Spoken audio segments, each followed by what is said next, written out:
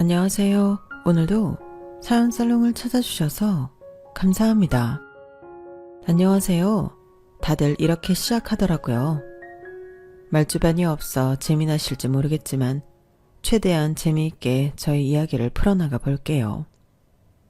전 지금 30대 후반을 달리고 있어요. 앞자리가 살을 앞두니 이런저런 생각도 많아지는데 그동안에 경험했던 일도 주마등처럼 스쳐 지나가요. 학창시절 엄마 아빠는 저보고 죽어라 공부하라 했지만 그때는 참 공부하기가 싫었어요. 어차피 소질도 없고 재능도 없는 거 하루라도 빨리 내 살 길을 찾자 했던 것이 미용이었네요. 뭐? 미용을 배워? 너 그게 얼마나 힘든 일인 줄 알고 그러는 거야? 여자는 그냥 공부해서 대학교 가고 평범하게 직장 들어가서 일하는 게 최고야. 왜 이렇게 힘들게 살려고 하니? 엄마 말 들어. 이렇게 무의미하게 사는 것보다 내가 하고 싶은 거 찾아서 하는 게 낫지. 어른들 말이 틀린 게 없다니까. 미용하면 팔자만 세지잖아. 그냥 적당한 회사에 적당하게 일하고 시집가면 그만인 것을 왜 그러니? 누구 닮아 이래? 네 언니처럼 착실하게 공부를 하란 말이야. 언니는 공부가 적성에 맞겠지. 나는 공부가 적성에 안 맞는다니까? 널 누가 말려? 나중에 엄마 원망하지 마. 원망을 왜 해? 내가 나중에 훌륭한 헤어 디자이너 돼서 엄마나 나보고 이것저것 해달라고 하지 마셔. 도대체 애가 누굴 닮아서 저래? 네 언니 반만 닮아봐라, 어? 맨날 1등만 하고 속이라고 썩여본 적 없는 네 언니만 닮으면 얼마나 좋아? 엄마, 언니는 언니고 나는 나지. 제발 비교 좀 그만해.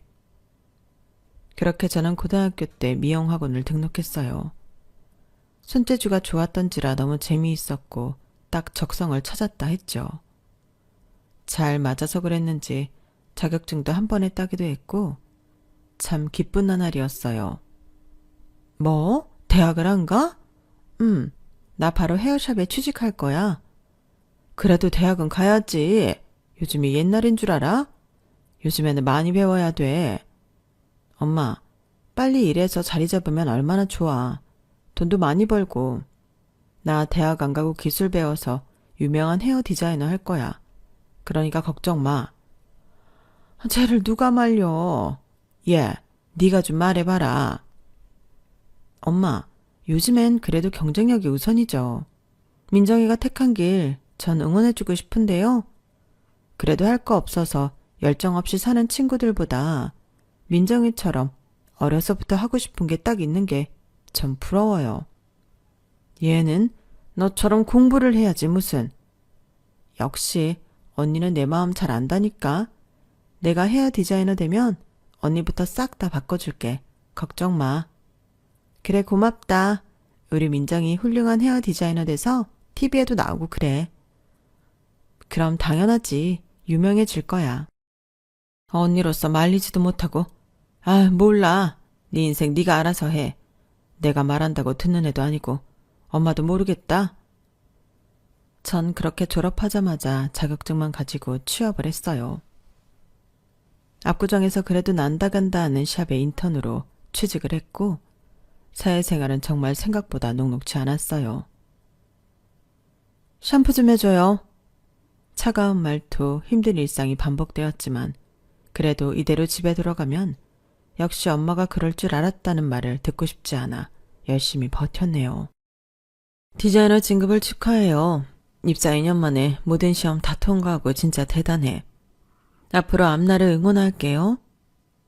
감사합니다 원장님. 더 열심히 할게요. 인턴 때부터 싹싹하다고 손님들도 많이 찾아서 아마 디자이너 됐으니 지명 손님 많을 거야. 그렇게 되길 바라야죠. 버틴 결과 전 디자이너를 달았고 어린 나이에 남들보다 훨씬 많은 연봉을 받았어요. 이렇게 돈을 벌어 부모님에게도 떳떳해지니 제가 한 선택이 참 많다고 느껴졌죠. 이걸 다 샀어? 너 너무 무리하는 거 아니야? 아무리 돈을 번다고 하지만 엄마, 나 이 정도 살 수 있다니까. 언니도 이거 챙겨. 그리고 엄마도 더 필요한 거 있으면 말해. 내가 이러려고 돈 벌지. 참나, 힘들다고 징징거리거나 할 줄 알았는데 우리 막내가 철들었네. 당연하지. 내가 말했지? 나 꼭 성공한다고. 더 경력 키워서 크게 내 샵 낼 거야. 그래, 내 친구들도 너한테 머리 하고 싶다고 난리야. 너 시간 날 때 언제 한번 아줌마들이랑 한번 갈게. 어린 나이에 쉽게 벌 수 없는 돈을 만지다 보니 엄마도 저를 달리 보셨어요.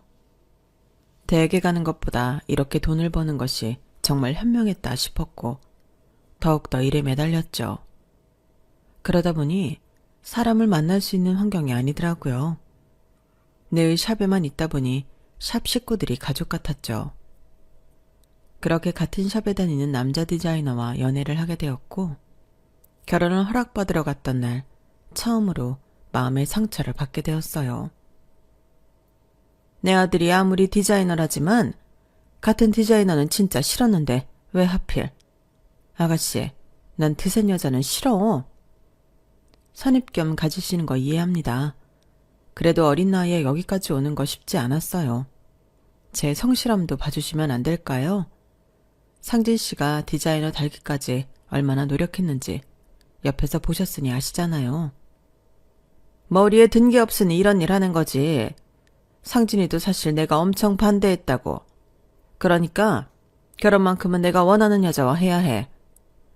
엄마, 민정이 그렇게 날티나는 애 아니에요. 제가 지켜봐서 알아요. 됐어. 아들도 미용한답시고 내놓은 마당에 며느리까지 내놓으라는 거냐? 너 우리 집에서 돌연변이 너 하나로 좋게. 그러니까 참말 말고 얌전하고 참한 아가씨로 데려와. 엄마는 네 결혼 허락 못한다. 엄마, 진짜 왜 그래요? 요즘 시대가 어떤 시대인데. 그리고 저희 연봉이 얼마인 줄 알아요? 요즘엔 공부만 하는 시대가 아니라니까요. 제 의견 존중해 주세요. 대학도 안 나왔다며. 아무리 그래도 요즘 세상에 대학도 안 나온 애가 있어? 너도 나온 대학인데 그것만 봐도 말 다 했지. 아가씨, 나 원망하지 마. 세상이 원래 이래. 어려서 모르나 본데 그래도 남들 다 있는 대학 졸업장은 있어야 할 거 아냐. 그런 상식으로 손님들 상대는 하겠어? 나 원망 말고 우리 아들이랑 헤어져 줘요. 돈도 잘 번다며? 어머님 허락해 주세요. 이 아가씨가 왜 이래 싫다니까. 난 절대 호락호락하지 않으니까 알아서들 하라고. 엄마 반대는 넌 미용하는 걸로 족하다. 그러니까 더 이상 욕심 부리지 마. 생각보다 너무 심한 반대를 하시는 시어머니였어요. 시어머니 또한 전문직 며느리를 원했던 터라 같은 전문직이라고 해도 미용하는 저는 성에 차지도 않았었죠. 남자친구 얘기를 들어보니 저희 집과 비슷한 환경이었더라고요. 그래서 그런지 저희는 서로에게 더욱 빠져들었고 스며들었어요. 가족에게도 못 받는 존중을 서로에게 하고 있었거든요. 우리가 증명해 보이면 그만이야. 내가 어떻게든 설득해 볼게. 어머님이 이렇게까지 반대하시는데 가능할까? 자신 없어. 엄마도 썩 눈에 차지 않아 하는 것 같고 말이야. 그러니까 더더욱 설득해야지. 우리가 옳았다는 걸 보여드려야 해. 하긴 그래. 여태까지 미용 반대하는 엄마한테 반기 들어 지금 이 자리까지 오게 된 거 전혀 후회 안 하거든. 나도 그래. 우리 서로에게 힘이 되어주자. 우리가 다 맞을 거야. 그렇게 저희는 더욱더 사랑을 굳건히 지켜왔어요. 결국 자식 이기는 부모가 없듯이 각자 집안에선 허락을 해주었고 상견례 또한 냉랭했지만 여차저차해서 결혼을 하게 되었죠. 네 언니 제치고 네가 먼저 결혼하다니. 넌 하여튼 어렸을 때부터 고집이 심하다니까. 그래도 상진씨 너무 괜찮지? 엄마가 맨날 미용하는 사람 날티 어쩌고 했는데 전혀 안 그렇잖아. 그리고 우리 같은 사람들은 빨리 안정적으로 자리 잡는 게 좋아. 우리 잘 살게. 그래, 그래도 너랑 상진이가 서로 너무 위해서 다행이야. 자식이 어떻게 부모 마음대로 되겠니? 그러니까 니네 언니도 저러고 있지. 의사 한답시고 재수를 몇 년 하는 건지 보면 이제 한숨 나와. 너무 그러지 마. 언니도 얼마나 힘들겠어. 그러니까 숨통 좀 쉬게 해줘. 내가 제 눈치에 아무 말도 못하고 산다니까? 진작 너처럼 뭐라도 시킬걸. 미영을 결사 반대했던 엄마도 제가 자리 잡아가는 모습을 보니 점점 저에게 호의적으로 변하였어요. 그러나 어려서부터 모범생에 공부 잘하는 언니가 육수까지 하게 되자 그 잔소리는 언니에게 쏟아져만 갔어요. 그런 언니를 보는 게 가끔은 딱할 때도 있었고 오히려 위로를 해주고 싶었죠. 언니, 내가 이쁘게 머리 염색도 해주고 잘라줄게. 나중에 샵 한번 나와. 정말? 에이, 아니야. 재수생이 무슨. 그럴 때일수록 더 가꿔야지. 거울 보면서 만족감 생기게. 됐어. 무슨 머리니? 그 시간에 공부를 해야지. 그래, 넌 쟤 신경 쓰지 마. 너 할 일도 바쁘고. 이제 네가 홀몸이니? 시댁도 신경 써야 하잖아. 그러니까 너 할 일이나 해. 민주도 조금만 더 노력하자. 응? 네, 엄마. 이번엔 꼭 붙을게요. 늘 주눅이 들어있는 언니를 보는 게 마음이 안 좋았지만 이 또한 지나가리라 생각했어요. 엄마의 사랑만 늘 받던 언니였던지라 반복되는 질책에 더욱더 힘들어하더라고요. 하지만 저에게 질책을 주는 건 다름 아닌 시어머니였어요. 너는 머리색이 그게 뭐니? 아무리 미용하는 애라지만 티내는 것도 아니고 천박하게. 하여튼 뭐 하나 마음에 안 든다. 아, 이번에 컬러 테스트 할 겸 내가 해준 거야. 엄마는 별걸 다 가지고 그러셔. 너나 쟤나 볼 때마다 혈압 올라. 아, 맞다. 네 언니 무슨 의사 한다는 거 맞지? 네, 저랑은 참 달라서 진짜 똑똑하거든요. 지금 의대 준비 중이에요. 그럼 아직도 대학교도 못 들어갔다는 거야? 뭐야, 그럼 고졸이네. 아니, 어떻게 집안의 딸들이 죄다 고졸이니? 아니요, 언니는 그래도 대학교에 꼭 합격할 거예요. 공부를 얼마나 잘하는데요. 너 우리 큰아들 공무원인 건 알고 있지? 우리 집안이 자고로 공무원도 배출하고 전문직 직업을 가진 사람들만 배출한 집안이에요. 어쩌다 네 남편이 저렇게 됐지만 그래도 네가 쉽게 볼 집안은 아니라고. 근데 참 네 얘기 들으니까 너희 집 가관이다. 엄마는 무슨 소리를 그렇게 해요. 그리고 공무원보다 우리가 훨씬 많이 벌어. 뭘 알고나 얘기해요.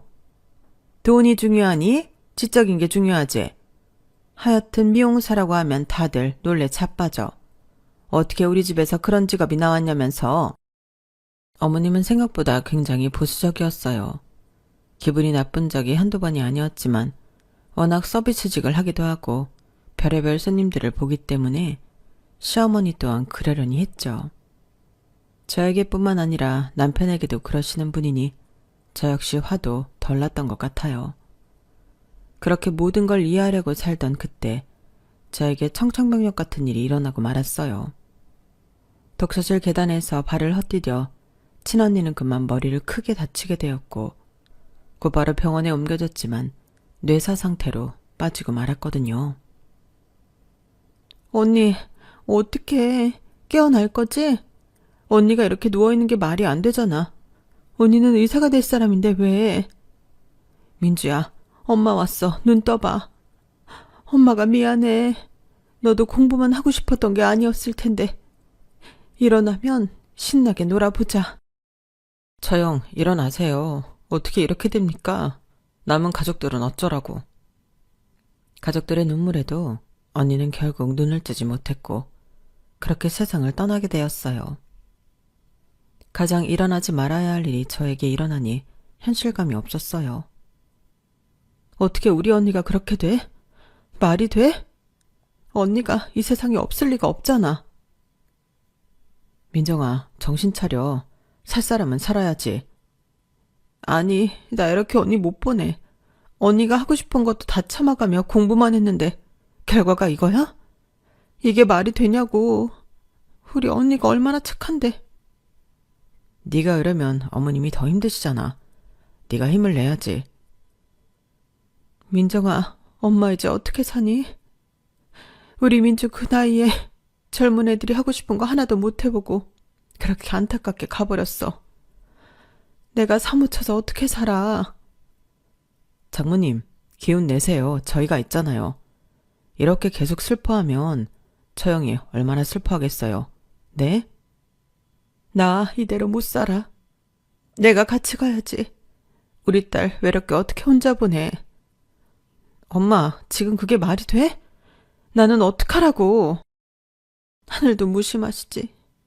착하고 순한 우리 민주를 왜 하필.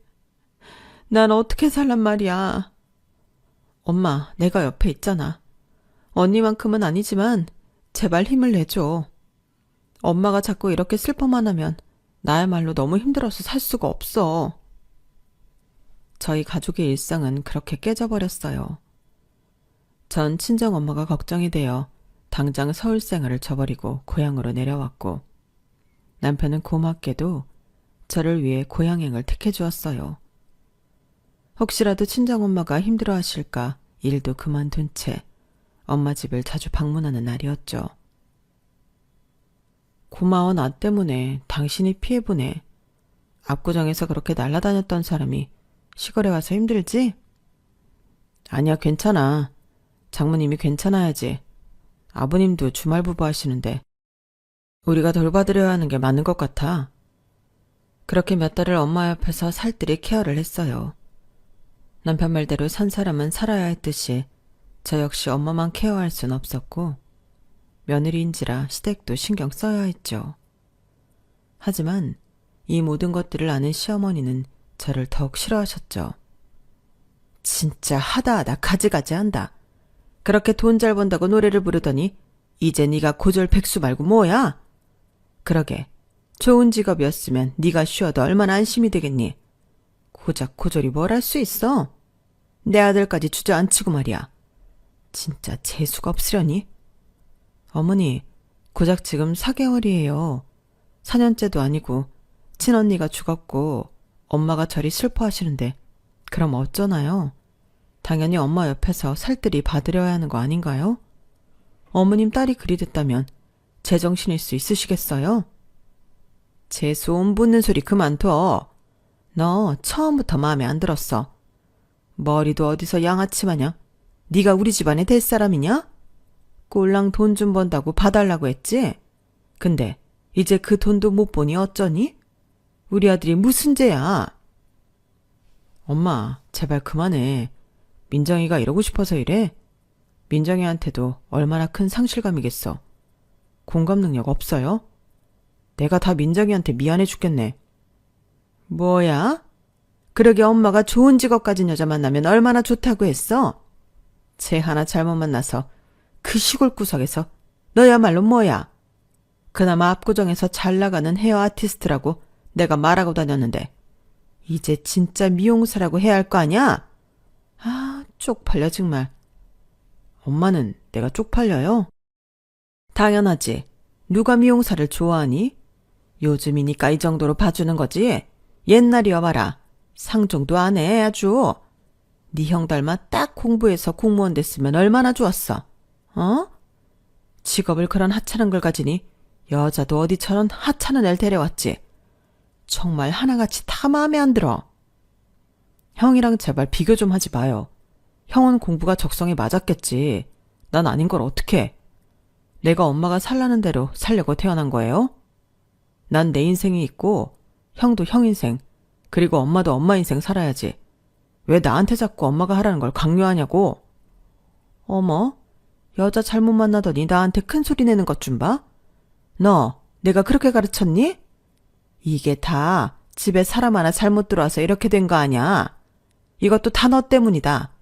네가 우리 아들 이렇게 버르장머리 없게 만든 거야. 어머님, 억지도 너무 하시네요. 억지는 무슨 억지? 미용하는 애들 다 그렇지 뭐. 팔랑 까져가지고 어른이고 애고 알아보겠어? 내가 그래서 싫어했던 거야. 학교 다니면서 얌전히 공부하고 컴퓨터 앞에 앉는 직업 하나 가졌으면 얼마나 좋아? 박복한 것. 어른이라고 말씀을 그리 함부로 하셔도 되는 거예요? 네가 어쩔 거야, 어? 솔직히 네가 미용사인 것도 싫지만 니네 집 그렇게 풍비박산 난 것도 정말 싫다. 어쩜 그리 팔자들이 센지 안 봐도 비디오야. 자식 먼저 앞세우고 니네 엄마도 대단하다. 엄마, 제발 그만. 민정아 나가자. 더 이상 들을 필요 없어. 내 엄마지만 부끄럽다. 뭐? 너 지금 뭐라고 했어? 여태까지 키워주고 먹여준 엄마한테 그게 할 소리야? 그래. 어디 니네 마음대로 살아봐. 지들이 뭘 할 수 있어. 어머님은 입에 송곳이 달린 것처럼 저에게 말을 하셨어요. 정말 상처를 있는 대로 받게 되었는데 자존감도 많이 내려가는 나날이었죠. 명절에는 명절대로 꼬투리를 하나하나 잡아 저를 잡던 어머니셨거든요. 손톱이 그게 뭐야? 내일인가 모시기 했니? 요리를 하겠다는 거야, 말겠다는 거야? 청신머리 하고는. 어머님, 요새는 젤네일이라고 해서 매니큐어가 안 떨어져요. 걱정 마세요. 네 언니 죽었다고 찔찔 짜던 게 이런 거 할 정신은 있어? 그러면 나가서 격리직이라도 알아봐. 어머님, 무슨 말씀을 그렇게 하세요? 왜? 또 이런 말은 듣기 싫어?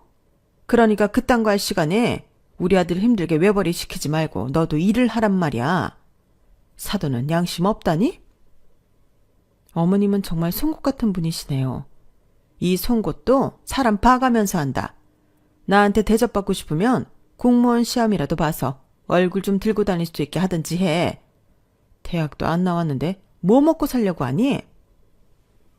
참 어머님은 지치지 않으셨어요.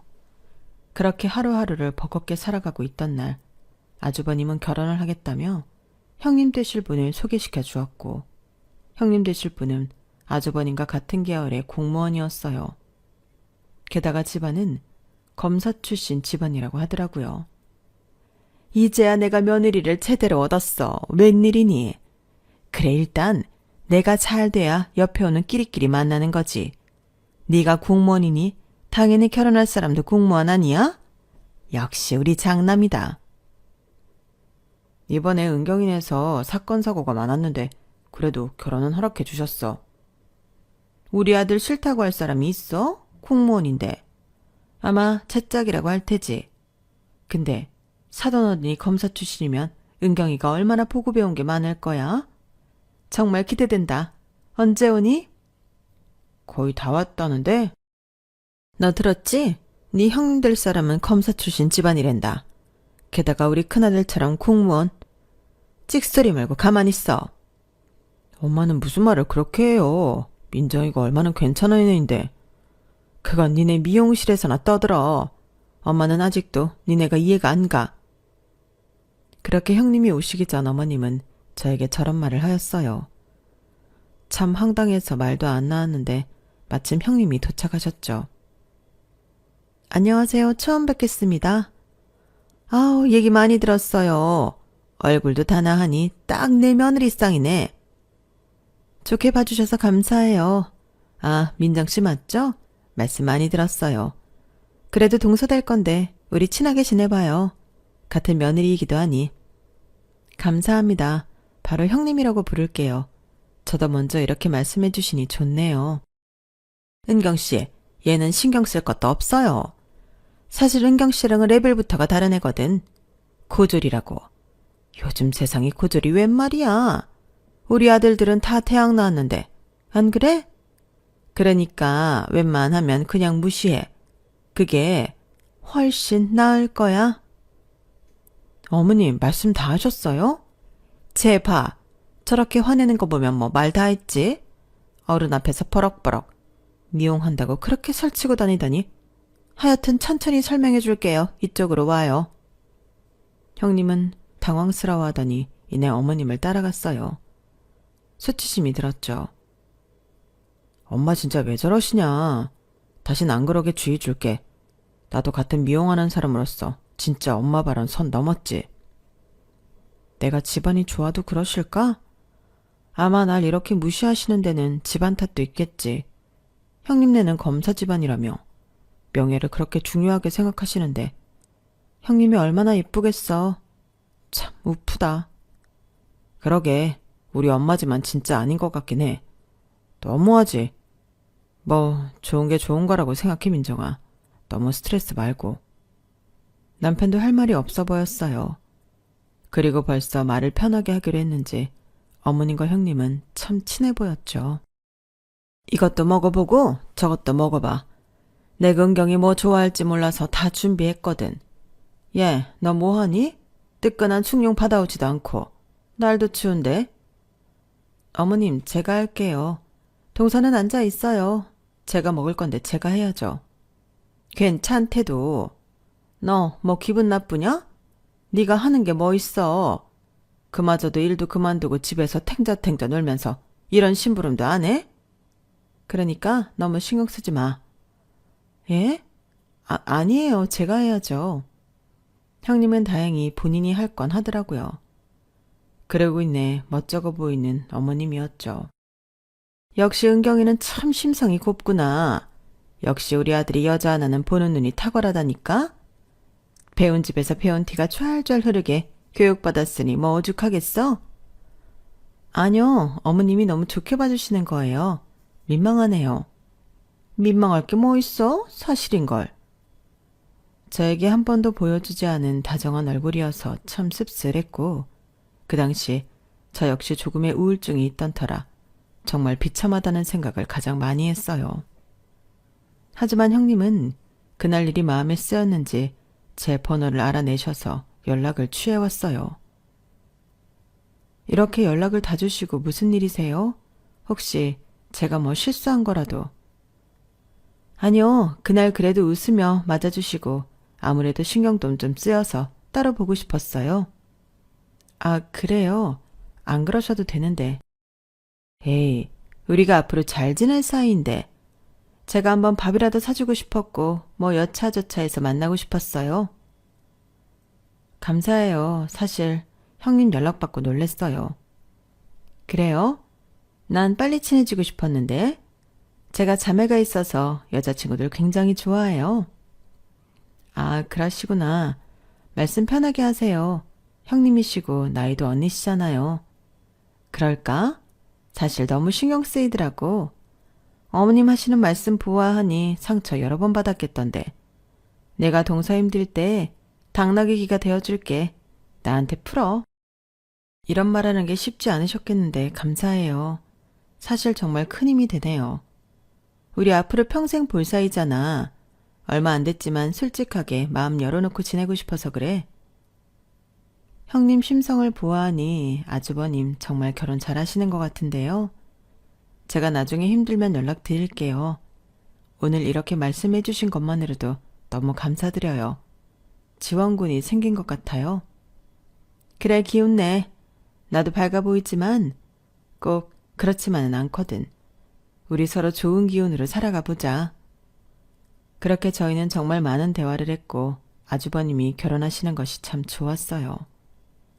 저에게 시댁에서 그나마 숨통이 트일 부분이 생겼다고 생각을 했거든요. 그리고 시간이 흘러 아주버님은 결혼 준비에 박차를 가하더라고요. 그리고 한 번은 중요한 날을 앞두고 시어머니가 새치 염색을 해달라고 하셔서 시댁에 든일 날 우연치 않게 아주버님과 시어머니가 하시는 얘기를 들었는데 참 코웃음이 나오는 소리를 하시고 있었죠. 뭐? 걔네 집이 그렇게 노다지야? 아우 진짜 우리 아들 땡 잡았네. 그렇다니까. 그 집 언니도 있긴 한데 좀 아프다나 봐. 시집가긴 글렀지. 그럼 사위가 나 하나인데 장인정 뭐가 가만히 있으시겠어? 뭐라도 하나 해주시지. 뭐 상가라도 하나 주시면야 정말 좋은데 그렇게 될까? 하긴 아들 없는 집 아들로 들어가는 건데 그 정도는 해주시겠지. 근데 걔네 집 병자 있니? 아, 심한 건 아니고 회복하고 있대. 몸이 좀 선천적으로 많이 약하시나 봐. 걔 아픈지 안 아픈지 잘 봐도 혹시라도 네가 나중에 엄한 일 하게 되면 곤란하니까. 네 재수 봐라.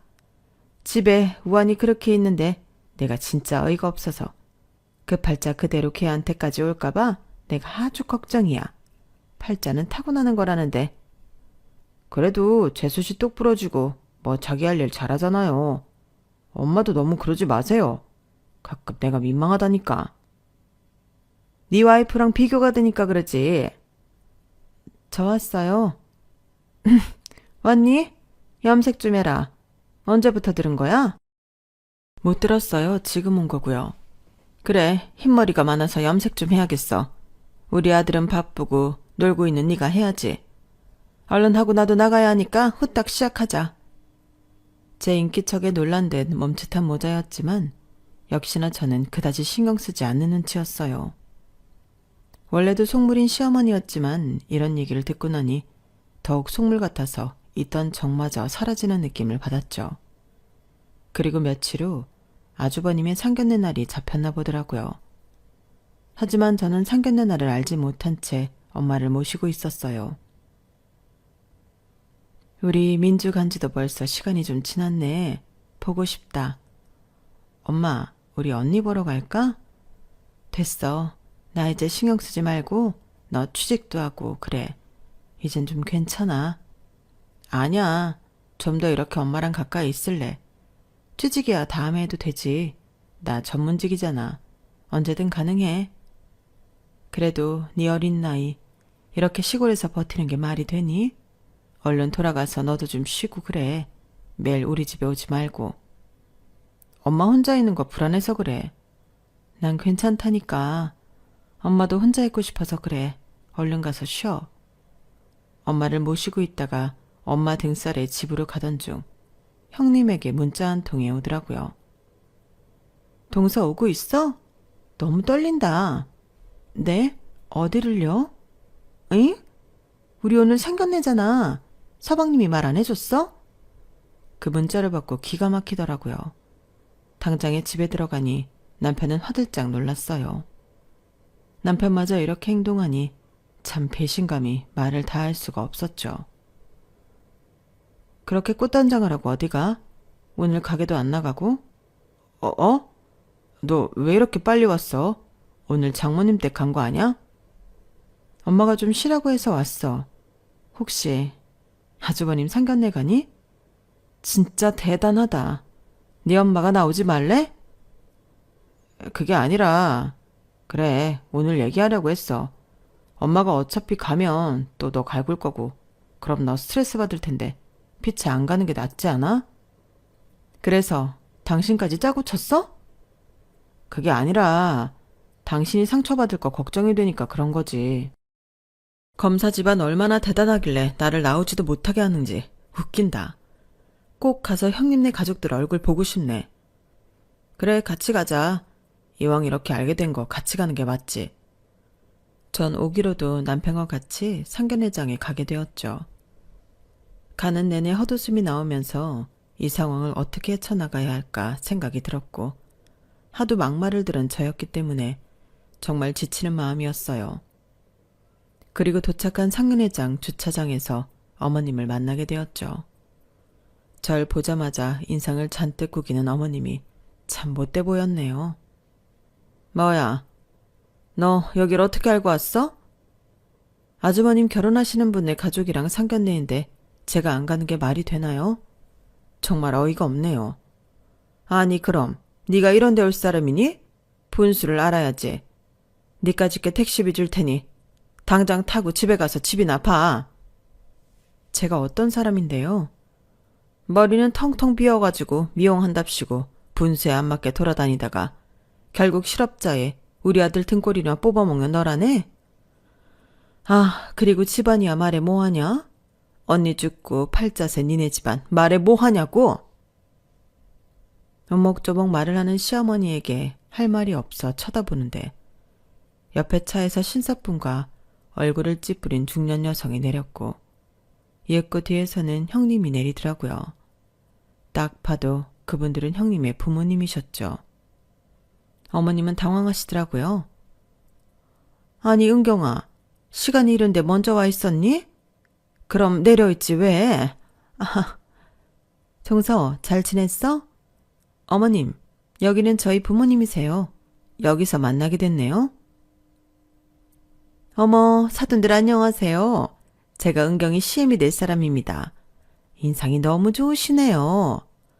아우, 여긴 저희 둘째 며느리인데 나이가 어려서 그런지 시어머니 말에 따박따박. 그래서 조금 기강중 잡고 있었어요. 아, 그렇다고 제가 며느리 잡는 시어머니는 아니고요. 그냥 뭐 워낙 격없는 사이이기도 해서 얘기 좀 하고 있었는데 혹시 이런 모습 보고 오해하신 거 아니죠? 시어머니의 말에 대꾸도 하지 않는 형님네 부모님들이었고 이었고 형님네 아버지는 저를 보자마자 놀랐어요. 그리고 형님 아버님께 맞지? 라는 눈빛을 보내며 저를 바라보셨고 입을 떼는 순간 정말 놀라운 일이 벌어졌어요. 아니, 자네는? 자네 부모님이 어떻게 지내시는지 궁금했는데 여기서 자네를 보는구만. 어떻게 사람 인연이 이렇게... 네? 누구신지 못 알아봐서 죄송해요. 나 은미 애비 되는 사람이에요. 자네 언니한테 신장이식 받고 살아난 은미 애비. 우리 그때 얘기도 나눴었는데. 어머, 안녕하세요. 잘 지내셨나요? 형님의 부모님들이었다니. 그날 그렇게 우시는 자네 어머니를 보니 차마 연락할 용기가 안 났어. 어머님은 잘 계신가요? 많이 슬퍼하시지만 나름 잘 이겨내고 있어요. 근데 이렇게 만나다니요. 인생 참 한 치 앞도 모른다고 은미의 신장을 이식해준 사람이 자네 언니인데 자네 집안이 이런 모욕을 당하고 있다니 정말 유감이군. 들으려고 들은 건 아니지만 너무 기가 차서 듣게 되더라고. 이게 다 무슨 소리니 민정아? 어머님이 그렇게 잘 보이고 싶어하던 사돈댁의 큰따님이 보잘것없는 저희 집안의 언니한테 신장이식을 받았고 아시다시피 어머님 큰일 난 것 같은데요. 어머, 너희 언니가 그렇게 훌륭한 일을 했단 말이야? 다 들었습니다. 이제 와서 그런 말이 무슨 소용인가요? 본인보다 못났다고 해서 사람을 그렇게 무시하고 짓밟고 저로선 상상이 안 가네요. 더더욱 우리 딸의 생명의 은인한테. 저희 집이 좀 사는 것 같으니 저희 딸한테 이렇게 잘해준 겁니까? 당신 인격 정말 무섭네요. 사돈, 뭔가 오해가 있으셨나 본데 그게 아니라 우리 은경이는 공무원에다가 또 집안도 좋고 하니 그냥 저랑 결이 맞으니 잘해준 거고 사실 여기가 우리 둘째 며느리인데 나이도 어리고 철이 많이 없어서 제가 가르치고 있는 중이었어요. 얼른 제대로 말씀드려봐. 뭘요? 더하면 더했지 덜하시진 않으시잖아요. 매일 미용했다는 이유로 무시하고 조롱하고 저희 언니 사고로 죽은 걸 보고 박복하다고나 하시고 어머님 원래 민낯 아닌가요? 뭘 새삼스럽게 변명을 하고 그러세요? 뭐야? 아니 사돈 그게 아닙니다. 오해예요. 혹시 이 어린애 말만 듣고 절 오해하시는 건 아닌지. 오해라뇨. 그리고 어머님이랑 아주버님 나누던 말씀도 전 들었는걸요. 뭐 노다지 땅이 많아서 아주버님이 아들이 될 것이니 상가 하나라도 받으면 어쩐다나 뭐라나 그러셨잖아요. 형님을 며느리가 아니라 본인 아들 기세워줄 목적으로 생각하시는 건 아닌지 의문스럽네요. 얘가 못하는 말이 없어. 왜 이러니 갑자기? 내가 이렇게 빌 테니까 입 좀 다물어. 어? 시어머니는 예위사돈과 저희가 그런 관계인 걸 알고 혹시라도 본인 아들의 결혼이 깨질까 저에게 싹싹 비는 신용을 하더라고요. 하지만 형님 역시 참 현명한 사람이었어요. 어머님, 저 인사 가던 날 동서 무시하고 조롱하는 건 알았는데 이 정도일 줄은 몰랐네요. 그날도 그런 어머니 아래서 뭘 배우고 컸을지 상현 씨 걱정이 많이 됐는데 저 없을 때 둘이 그런 말을 나눴다고 하니 안 봐도 비디오예요. 은경아, 네가 오해하는 거야. 고졸 나부랭이 말 듣고 나 모함하면 안 되지. 고졸 나부랭이라니. 어디서 그런 상스러운 말을 쓰시죠? 참 어이가 없네요. 제발 그런 말 좀 하지 마세요. 넌 좀 조용해. 너 때문에 이 사단 났잖아. 아니요. 저희가 결혼 못 시킵니다. 은경아, 가자. 거기 작은 며느리분도 얼른 저희 차에 타세요. 하고 싶은 말도 많고 나누고 싶은 이야기도 많으니까요. 네, 감사합니다. 그렇게 저는 형님이 될 분 차에 올라탔어요. 그리고 많은 이야기를 하였죠. 참 인연이라는 게 무섭네. 우리 언니 살려준 은인이 동서의 언니였다니. 원래 수혜자와는 못 만나게 되어 있지만 그날 병원에서 저희 엄마가 엄청 우셨거든요. 그렇게 저희 엄마 사연을 듣다가 알게 되었는데 그게 인연이 되었다네요. 지나칠 뻔한 사이였는데 말이죠. 한시도 잊은 적 없어. 어떻게 했겠어? 우리 딸을 살려줬는데 아가씨 어머니 같은 심정이라면 지금도 정말 못 살았겠지 싶어. 그런 언니를 둔 아가씨 그리고 부모님도 정말 훌륭한 분이셔. 저희 언니가 장기기증 동의서에 서약을 했을 줄은 몰랐죠. 저도 당황했지만 그래도 언니가 그렇게 새 생명을 전달했다는 것이 정말 큰 것 같아요. 그리고 그게 형님 되시는 분의 언니라는 것도 더 놀라운 사실 같고요. 제 말이 끝나자 형님은 엉엉 우시면서 저를 꽉 안아주었어요. 언니 일은 슬픔 정말 말도 못하지. 우리만 괜찮아져서 너무 미안해 동서. 에이 아니에요. 당연히 언니 생각하면 너무 슬프지만 그래도 잘 이별하는 중인걸요. 동서한테 이런 아픔이 있을 줄이야. 우리 언니 정말 많이 아팠었거든. 늘 나도 그게 우울했었는데 동서 어떻게 버텼어. 남편이 많이 위로해줬고 또 너무 슬퍼하면 언니도 슬퍼할까봐 꼭 참았어요. 이제 내가 언니가 되어줄게 동서한테. 친언니 말이야. 나 이 결혼 안 할 거야. 네? 아주버님이랑 헤어지신다는 거예요? 절대 못하지. 어머님 사실 첫날부터 동서한테 그렇게 행동하는 거 보고 아니다 싶었는데 끝까지 정말 아닌 것 같아. 오히려 이런 기회가 있어서 고맙지. 헬게트에서 돌아왔잖아. 그렇군요. 하긴 그건 형님이 결정할 문제죠. 형님이라니 언니라고 해. 내가 민정씨? 아니 민정이 언니가 되어줄게.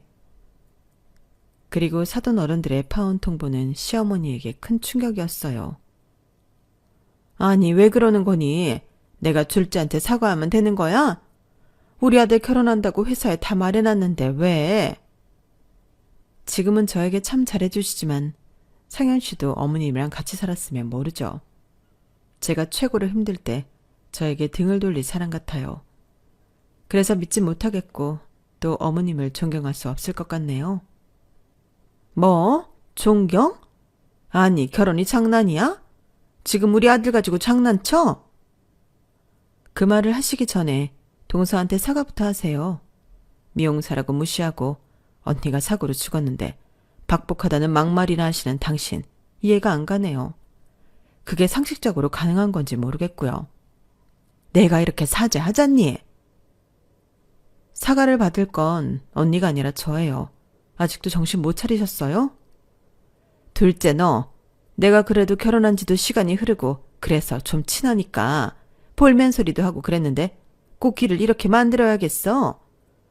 네 형님 좀 설득해라. 제가 왜요? 저도 어머님이 사과 안 하시면 도저히 상진 씨랑 같이 못 살겠네요. 저도 이혼하겠어요. 뭐? 이혼? 너 지금 말이야 방구야? 뭘까요? 알아서 생각해 보세요.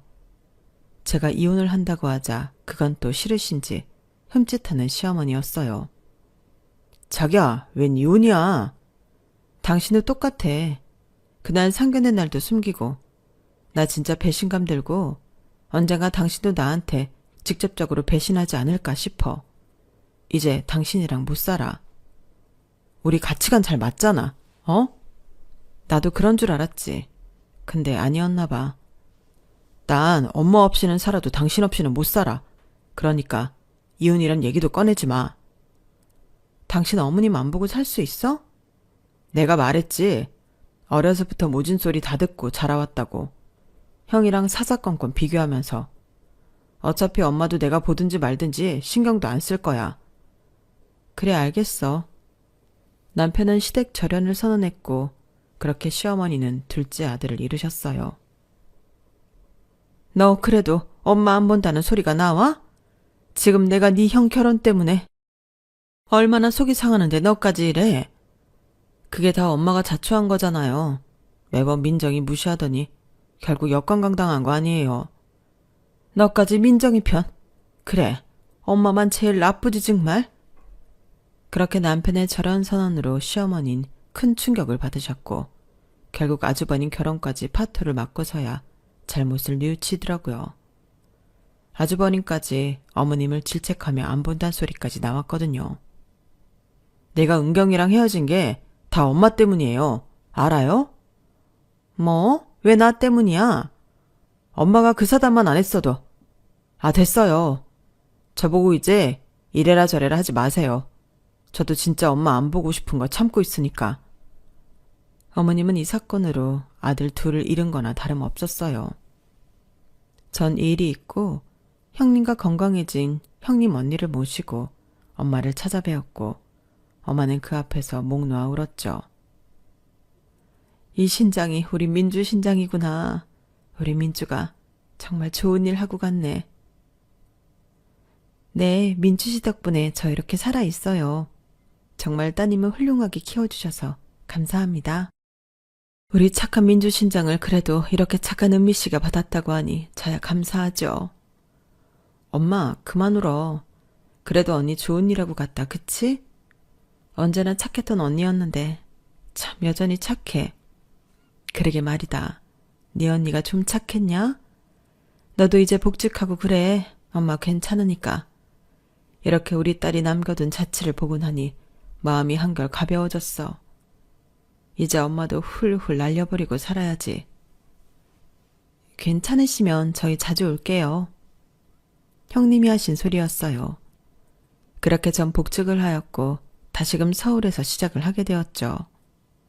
그리고 형님은 본인이 했던 말을 지키는 것처럼 한 달에 2-번 정도 저와 연락해서 본인 언니와 함께 엄마를 찾아뵈었는데 엄마 역시 딸들이 더 생긴 것 같다며 참 좋아하시더라고요. 이렇게 북적북적하니까 좋다. 딸들이 온다고 내가 이것저것 준비했는데 입맛에 좀 맞아? 너무 맛있어요 진짜. 아니 어머님 손맛이 어쩜 이리 좋아요? 여기만 왔다 가면 살이 엄청 쪄서 가요. 그래, 그럼 됐어. 민주가 좋아했던 것들로 차려봤는데 이렇게 좋아해 주다니 내가 다 고맙네. 저희를 딸이라고 생각하랬잖아요. 보고 싶으면 연락 주세요. 저희가 놀러 올게요. 정말 고마웠어요. 그렇게 엄마는 저 포함 3명의 딸이 생겼고 주말마다 뭘 해주실지에 대한 생각으로 평일을 버텨내신다고 하더라고요. 저 역시 복직 후 남편과 함께 청담동에 작은 헤어샵을 열었고 운이 좋아서인지 정말 잘 되고 있어요. 엄마가 너랑 재수씨 찾는다. 나한테도 전화하시면서 이렇게 집에 오라는데 나도 아직 엄마 보고 싶지 않아. 그러니까 네가 연락 드려봐. 형, 알잖아. 나 엄마랑 절연한 거. 사실 어려서부터 좋은 기억도 없고 민정이한테 했던 행동 생각하면 다시 보고 싶지도 않아. 야, 누군 보고 싶어서 그러는 줄 알아? 나도 엄마 때문에 인생 꼬인 놈이야. 회사에서는 파혼남매라고 수군대고 이 나이 먹도록 장가도 못 가고 진짜 미치겠다고. 그래, 너나 나나 엄마 잘못 만나 불쌍하지. 가끔 남편이 아주버님과 통화를 하는데 저희를 이제서야 막 찾는다고 하는 시어머니였지만 남편은 아직까지 만나고 싶지 않다고 딱 잘라 선을 그었다고 해요. 저 역시 마찬가지고요. 요즘에야 저희가 하는 일이 다양해지고 유망한 직업이다 보니 시어머니 또한 저희를 찾는 것 같지만 아직까지는 보고 싶지 않은 분이랍니다. 전 그리고 하루하루를 열심히 살아가고 있어요. 가까운 가족의 죽음을 겪다 보니 온전한 이 하루가 얼마나 감사한지 알았거든요. 저에게는 사랑하는 남편, 그리고 가족, 또 새로 생긴 언니들까지 늘 벅차고 좋은 기운만 있는 나날이에요. 언젠가 또 안 좋은 일이 올 수도 있지만 행복해지기 위한 또 다른 길이라고 생각할 거예요. 글을 쓰다 보니 친언니가 너무 그리운 하루네요. 글을 마치고 언니에게 다녀와야겠다는 생각을 하면서 여기까지가 제 사연입니다. 들어주셔서 감사드리고요. 여러분들도 모두 정말 행복하세요. 여러분, 사연 댓글에 응원과 현명한 조언 부탁드려요. 좋아요와 구독은 저에게 큰 힘이 됩니다. 오늘도 좋은 일 가득하세요.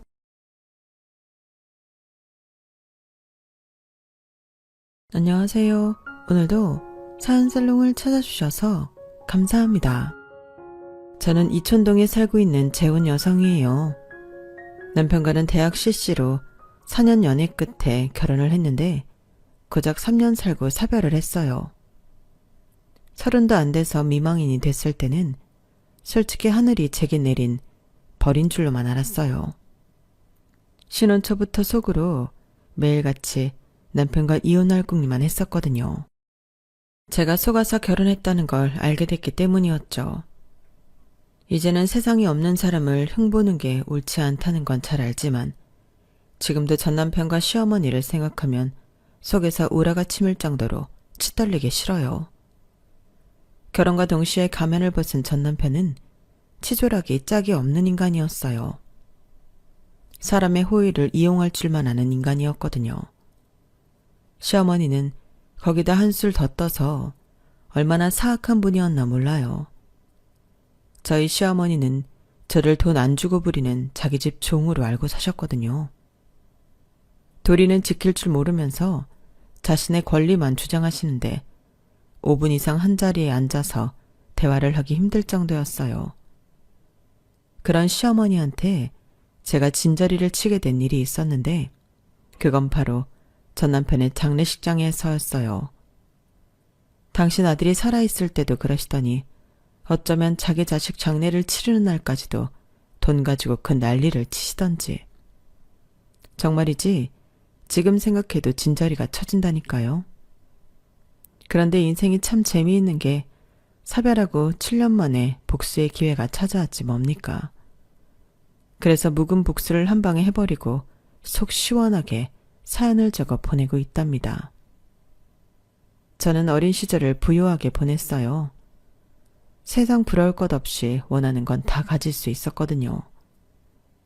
제게 없는 거라고는 딱 하나, 부모님이었어요. 제 돌을 앞두고 부모님은 저를 친가에 맡기고 모처럼 영화를 보러 극장에 가셨는데 집으로 돌아오는 길에 교통사고가 나서 두 분이 함께 세상을 떠나셨어요. 그래서 저는 부모님에 대한 기억이 없어요. 부모님을 사진을 통해 수도 없이 보고 자랐지만 함께 있던 기억이 없어서 그런지 제게는 부모님에 대한 애틋함이 없어요. 아빠 목소리가 어땠는지, 엄마 웃음소리는 어땠는지, 남들한테는 사소한 모든 것들이 제게는 경험해보지 못한 것들이라서 현실감이 없거든요. 차라리 TV를 통해 자주 보는 연예인들이 더 가깝게 느껴질 정도였어요. 그러다 중학교에 들어가던 해 미국에 살고 있는 아빠 친구분이 집에 찾아오셨었는데 그때 그분을 통해 처음으로 저희 부모님 목소리를 들을 수 있었어요. 혜주야, 이건 너희 부모님 결혼식 때 내가 비디오 카메라로 찍은 영상이야. 아저씨가 TV에 연결해 줄 테니까 한번 볼래? 한때 영화 감독이 꿈이었다는 아빠 친구는 미국에서 유학생활을 하던 중에 결혼식에 참석하러 잠깐 한국에 들어왔었다고 했어요. 그때 결혼 선물로 주려고 열심히 결혼식을 영상에 담았지만 결혼식 뒤풀이 때 술을 진탕 마시고는 뻗는 바람에 테이프가 담긴 카메라를 그대로 들고 미국으로 돌아갈 수밖에 없었다나 봐요. 그렇게 시간이 흘러 영화와는 상관없는 직업을 갖게 되었고 미국에서 결혼해 살게 되면서 이 영상에 대한 기억은 까맣게 잊게 된 거예요. 그러다가 얼마 전에 창고 정리를 하다가 이걸 발견하곤 한국에 들어오는 길에 일부러 저를 찾아와 주신 거였죠. 사진으로 자주 봐왔던 엄마 아빠였지만 목소리는 처음 듣는 거라서 기분이 묘했어요. 그제야 비로소 내 부모님이 정말 살아있었다는 걸 실감할 수 있었어요. 그러자 그동안 느끼지 못했던 그리움과 애틋함이 순식간에 몰려와서 나도 모르게 눈물이 뚝뚝 떨어졌어요. 할머니는 눈물이 그렁그렁한 눈으로 끝까지 화면에서 눈을 떼지 못하는 저를 보시곤 옷소매로 눈물을 훔치셨고 할아버지 역시 눈시울을 붉히셨어요. 아빠 친구가 돌아가신 그날 밤에도 저는 혼자 거실에 나와 밤새도록 그 영상을 몇 번이나 돌려봤어요. 그러자 할아버지께서는 오래 이 영상을 볼 수 있도록 공비디오 테이프에 복사를 해주셨어요. 여러 번 돌려보면 테이프가 늘어날까봐 아예 여러 개를 복사해 주신 거죠. 소녀딸을 위한 할아버지의 깊은 사랑 덕분에 저는 아직도 가끔씩 부모님이 생각날 때면 그 테이프를 꺼내 부모님의 결혼식 영상을 보고 있답니다. 할아버지와 할머니 사랑을 듬뿍 받고 자란 저였지만 제 유년기를 돌아봤을 때 저는 그리 착한 아이는 아니었어요. 딱히 사고를 치거나 나쁜 짓을 하고 다니지는 않았지만 뭐랄까 인간미가 없었거든요. 사람에 대한 애정이 없었어요. 일찍 세상을 떠난 부모님을 대신해 저를 길러주신 할머니 할아버지에 대해 고맙다는 생각을 하기는 했지만 그러면서도 한편으로는 그걸 당연하게 생각했었거든요. 난 고아니까 당연히 이 집안의 어른인 할머니 할아버지께서 나를 돌봐주셔야 한다고 말이죠. 나만 피해자인 것처럼 생각했고 내 삶만 불행하다고 생각해서 그랬던 것 같아요. 그랬던 제가 아빠 친구 덕분에 부모님 영상을 본 뒤로 조금씩 사람에 대해 마음을 열게 되었어요. 아빠 친구는 그 영상을 제게 전해주기 위해서 짧은 한국 방문 기간에도 불구하고 여러 사람을 거쳐 제가 사는 곳을 수소문하셨고 5시간이나 차를 타고 달려오셨다는 걸 알게 되었거든요. 오로지 부모를 잃은 옛 친구 딸을 위해서 말이죠. 세상엔 자신에게 아무런 이득이 되지 않아도 타인을 위해 도움의 손길을 내밀고 때로는 손해도 감수하는 결정을 내리기도 한다는 걸 그때 깨달았어요. 그래서 결심을 하게 되었죠.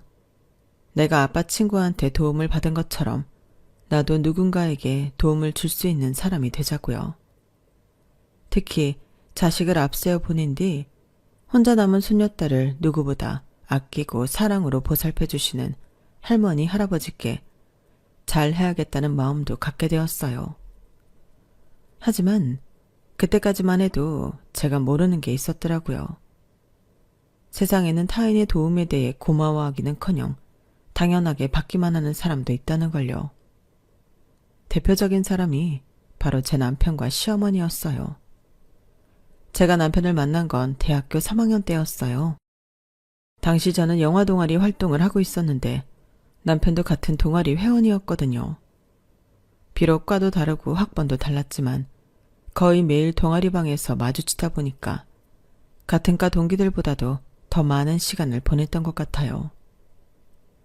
당시 남편은 군복무를 마치고 2학년에 복학한 복학생이었는데 가정 형편이 어려워서 동아리방에서 몰래 취식을 하며 지냈어요. 그런 사실을 아는 건 저를 비롯해 3명 정도였는데 그래서인지 남편은 우리 3명한테는 더 허물없이 굴었던 것 같아요. 특히 자신보다 학번이 낮은 저한테는 자신의 궁핍한 상황을 숨기지 않고 당당하게 드러내며 괴롭힘에 가까울 정도로 이용해 먹었어요. 우연히 커피 자판기 앞에서 마주치면 당연하게 커피 한 잔 뺏어 먹고 점심시간에 과 동기들이랑 학식을 먹으러 갈 때면 어김없이 달려와 라면이라도 하나 얻어먹고 가는 시기였죠. 버스 정류장 앞에서 만나면 버스비를 뜯어가고 하다못해 제 주머니에 든 껌 하나라도 꼭 뺏어 먹곤 했어요. 다른 사람들한테는 이 정도로 집요하게 뜯어먹지 않는 것 같은데 저한테만 유독 그랬어요. 하다 이제는 이런 요구까지 하게 이르렀죠. 혜주야, 너희 집 김치 맛이냐? 밤에 라면 끓여 먹을 때 김치가 없어서 죽을 맛이다. 남는 김치 있으면 좀 싸와라. 밑반찬도 덤으로 가져오면 더 좋고. 김치는 있는데요. 그거 들고 버스 타면 냄새 엄청 날 텐데 어떻게 가져와요? 김치야 냄새 나는 게 당연한 건데 그런다고 버스 타고 못 가져와? 그럼 내가 직접 가서 들고 오지 뭐. 오늘은 내가 가해가 있어서 안 되고 내일 나랑 같이 너희 집에 가자. 내일 4시까지 동방으로 와. 네? 저 내일 강의 없는데요. 강의 없으면 동방에서 놀고 있어. 시간 남으면 동방 청소도 좀 해주고.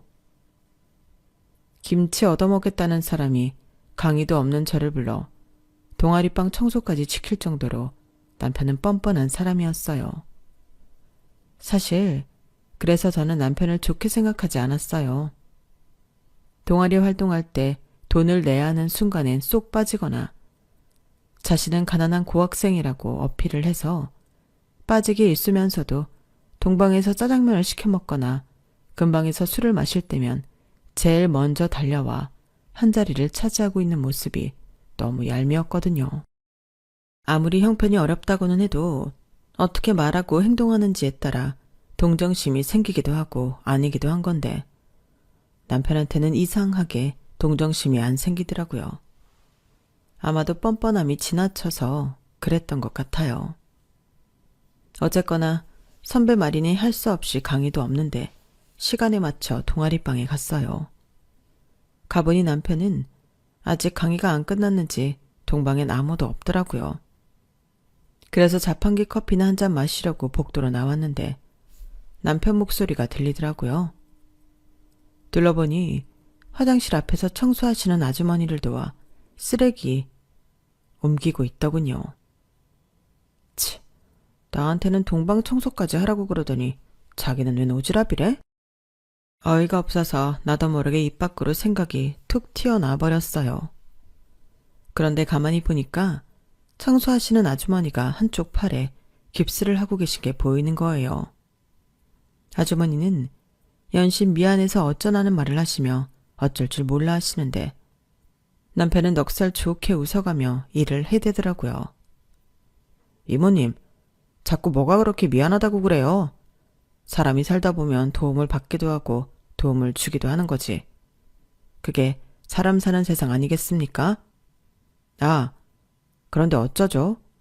제가 남자 화장실 쓰레기는 다 옮겼는데 여자 화장실은 들어갈 수가 없잖아요. 이걸 어쩌지? 남편은 곤란한 표정으로 주변을 살피다가 저랑 눈이 딱 마주쳤어요. 그리고는 얼굴에 화색이 돌더니 저를 부르더라고요. 나혜주. 야, 너 잘 만났다. 너 이리 와봐. 남편의 얼굴을 보자마자 제게 뭘 시킬지 알 것 같았어요. 그래서 뒷걸음질을 쳐서 도망을 치려고 했는데 어느새 남편이 성큼성큼 걸어와 소뚜껑 같은 손으로 제 어깨를 탁 잡더라고요. 너 오늘 좋은 일 좀 해라. 그리고는 제 대답도 안 듣고 저를 끌어다 여자 화장실에 던져 넣었어요. 그리고는 밖에서 제가 해야 할 일을 설명하더군요.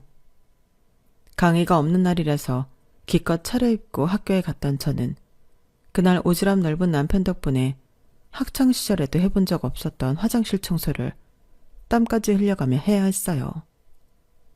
청소를 하느라 시간이 늦어져서 결국 저희 집에서 김치를 가져오려던 남편의 계획도 물 건너가 버렸고요. 아주머니께서는 고맙다며 남편과 제게 바카스를 한 병씩 주셨어요. 학생들 덕분에 내가 맡은 구역 청소를 잘 끝낼 수 있었어. 고마워서 어쩌지? 내가 줄 수 있는 게 이것밖에 없네. 고마워요, 학생들. 아주머니는 몇 번이나 고맙다고 인사를 하시고는 청소 카트를 끌고 가셨어요. 저는 땀으로 화장이 다 지워져서 쌩얼에 가까운 얼굴로 파김치처럼 늘어져 있었는데 하필 그 순간에 배에서 꼬르륵 소리까지 나지 뭐예요. 아, 정말 누가 보면 가지가지 한다고 했을 거예요. 그런데 그 순간 생각지도 못한 일이 일어난 거예요. 글쎄 짠돌이 남편이 저한테 그러더라고요. 나혜주, 돈가스 좋아해? 오늘 착한 일 했으니까 오빠가 우리 혜주 돈가스 사줄게. 평소 꾸질꾸질하고 뻔뻔하고 염치 없는 줄만 알았던 남편이 저더러 돈가스를 사달라는 게 아니라 사주겠다는 말을 하자 저도 모르게 이게 꿈인가 생신가 싶더라고요. 말은 사준다고 해놓고 정작 돈가스를 먹고 나올 때 지갑을 놓고 왔다거나 잔돈이 없다거나 하면서 기어이 내 지갑을 털어먹는 게 아닐까 의심을 하면서 먹느라 돈가스가 입으로 들어가는지 코로 들어가는지 모를 정도였어요. 그런데 다 먹고 나니까 정말 남편이 카운터로 가서 2인분 가격을 지불하지 뭐예요. 너무 놀라서 이 사람이 미쳤나 하는 생각까지 했다니까요. 그런데 그게 끝이 아니었어요. 저를 버스 정류장까지 데려다 주고는 1,000원짜리 한 장을 손에 쥐어 주지 뭐예요. 오늘 나 때문에 고생했는데 마음 같아선 택시 태워 보내주고 싶지만 내 사정이 그 정도는 아니거든. 버스비야. 남는 건 아이스크림 사 먹어. 사람이 죽을 때가 되면 변한다고 하잖아요. 그날 남편을 보면서 저는 그런 생각마저 들더라고요. 이 사람이 혹시 시한부 판정이라도 받은 건가 하고 말이죠. 그런데 그동안 미안했다. 내가 워낙 없이 살아서 돈 있는 놈들한테 무시를 당해서 그런가 부자들만 보면 배알이 꼬이고 삐딱선을 타게 되거든. 군 제대하고 반년을 죽어라 이래서 번 돈으로 겨우 복학을 할 수 있었어. 월급이 하루만 늦었어도 등록 날짜를 못 맞추는 거라서 얼마나 마음 졸였는지 몰라. 당일 받은 월급까지 탈탈 털어서 등록금 맞추고 나니까 하숙집 구할 돈도 안 남더라고. 반년을 벌었는데 말이야. 그렇게 힘겹게 돌아온 대학에서 첫 강의 날 교문 앞에서 널 봤어. 기사 딸린 차를 타고 내리더라. 얼굴엔 근심 하나 없이 세상 맑아 보이고 입고 있는 옷이며 가방도 꽤나 비싸 보이더라. 속으로 그랬지. 저런 애는 무슨 복을 타고나서 저러고 사나. 솔직히 부러웠다. 그런데 그런 너를 동아리방에서 마주친 거야. 하숙집 구할 돈도 없어서 동방에서 도둑잠 자는 처지에 기사 딸린 차를 타고 학교에 다니는 너를 보니까 괜히 심통이 났어. 그래서 더 괴롭혔다. 차라리 네가 성격도 거지 같고 싸가지라도 없었으면 괴롭히면서도 자기 합리화를 했을 텐데 이건 참 순애도 너무 순한 거야. 이래서야 괴롭히면서도 내가 더 미안해지잖아. 오늘만 해도 그래. 선배 같지도 않은 게 김치 좀 달라 그런다고 강의도 없는 게 학교는 왜 오냐? 왔으면 김치나 주고 말 것이지. 하란다고 화장실 청소까지 하면 어쩌냐고. 그야 선배가 하라 그랬으니까 청소하시는 아줌마가 안 됐기도 하고. 그게 문제란 거야. 네가 왜 그딴 것까지 신경을 쓰냐고. 그냥 미친놈이 지랄한다 생각하고 쌩 까면 되지. 그래서 선배가 하고 싶은 말이 뭐예요? 내가 선배 말 잘 들은 게 잘못했다는 거예요? 뭐예요? 아니, 그게 아니라 고맙고 미안하다는 거지. 평소와는 달리 그날 남편의 모습은 사랑 고백하려는 여학생 앞에서 수줍음을 타는 남학생처럼 무척이나 귀여워 보였어요.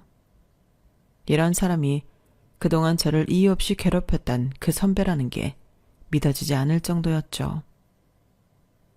그래서 말인데 앞으로는 조심해. 세상에 너처럼 착한 사람들만 사는 게 아니야. 어떻게든 너를 이용해 먹고 네가 가진 거 하나라도 더 뺏으려고 혈안이 된 인간들이 많다는 걸 기억하란 말이야. 선배처럼요? 그래, 나처럼. 남편은 그제야 피식 웃고는 커다란 손바닥으로 제 머리를 쓰다듬어 주었어요. 그 바람에 저는 온몸에 털이 삐죽 솟는 기분이 들었어요. 그날 집에 돌아온 뒤에도 제 머리 위에 남편 손이 얹혀져 있는 기분이 들어서 얼굴이 자꾸 화끈거리고 헛웃음이 나고 그랬어요. 그게 남편의 의도된 행동이었는지 아니면 진심에서 우러나온 행동이었는지는 알 수 없지만 적어도 그날 이후 제가 남편을 이전과는 다른 눈으로 보게 됐다는 건 부정할 수 없겠네요.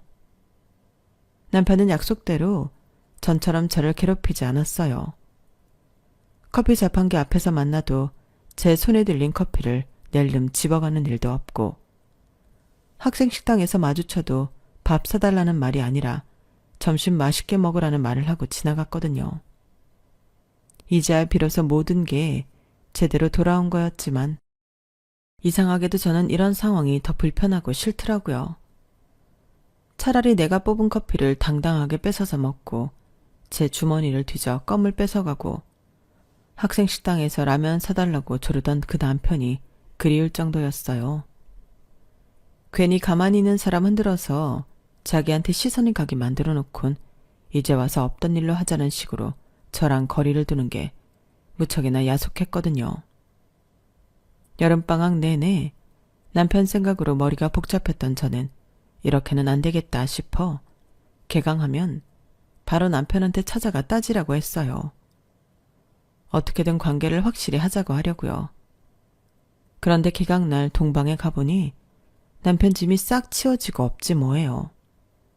그래서 선배한테 혹시 남편이 하숙집에 들어갔냐고 물었더니 아, 명수 휴학했어. 어머님이 다치셔서 명수가 대신 과수원 일을 해야 한다나 봐. 아버지도 안 계신데 고등학교 다니는 동생도 둘이나 있으니 명수 그 자식 입장에선 나 몰라라 할 수 없잖아. 에휴, 방학 내내 땡볕에서 막노동 뛰면서 등록금 번다고 난리 쳤는데 결국엔 그 돈 고스란히 어머니 병원비로 들어갔지 뭐. 다음 학기엔 제대로 복학할 수 있을는지도 모르겠다. 없는 살림엔 돈 나가는 구멍이 수시로 뚫리는 법이니까. 돈 많은 할아버지 밑에서 살면서 한 번도 돈 때문에 어려움을 겪어보지 못했던 저로서는 남편이 처한 상황을 100% 공감하기 힘들었지만 그래도 그 나이에 감당하기 힘든 일이라는 건 알 수 있었어요. 그래서 어떻게든 도와주고 싶다는 생각이 들더라고요. 평소라면 마음이 그렇다 해도 제가 나서서 뭘 해보겠다는 생각을 안 했을 텐데 그때는 어디서 그런 용기가 났던 건지 무작정 남편 고향집을 찾아갔지 뭐예요. 택시를 타고 마을 어귀에서부터 수시로 동네 사람들한테 길을 물어가며 남편이 일한다는 과수원으로 찾아갔어요.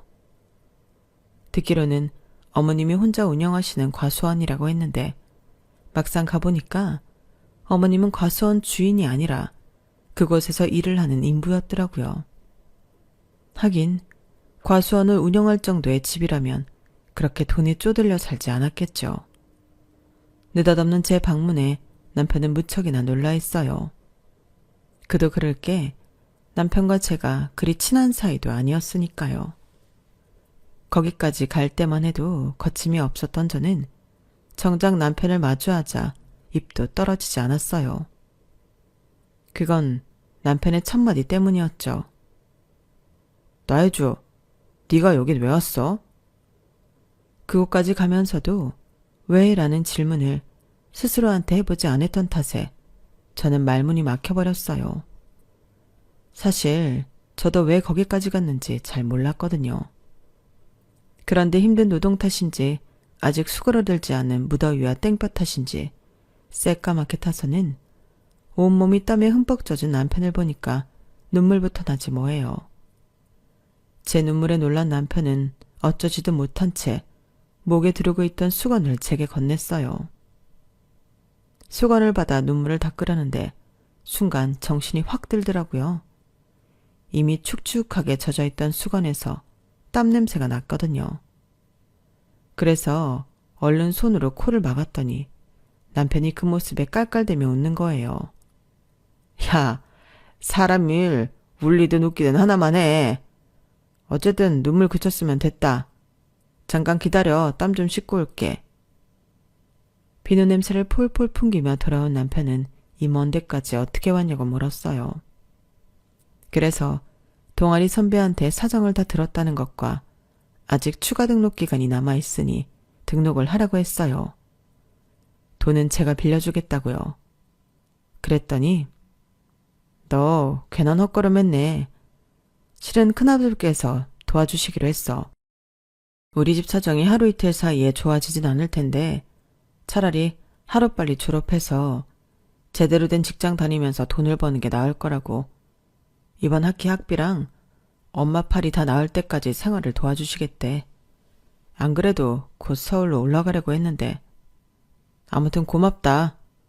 난 너한테 잘해준 것도 없는데 괜히 미안하네. 기왕 왔으니까 복숭아 좀 가져가라. 낙과라서 모양은 좀 그렇지만 맛은 끝내주거든. 결국 저는 양손 가득 복숭아를 얻어들고 다시 서울로 올라오게 됐어요. 그리고 얼마 뒤 남편은 학교로 돌아왔고 전처럼 동방에서 생활을 하게 되었어요. 모든 게 예전으로 돌아갔지만 그렇지 않은 것도 있었어요. 제가 남편 집에 찾아간 이후 남편과 제 사이엔 묘한 기류가 흐르기 시작했고 4학년이 되고부터는 정식으로 사귀게 되었거든요.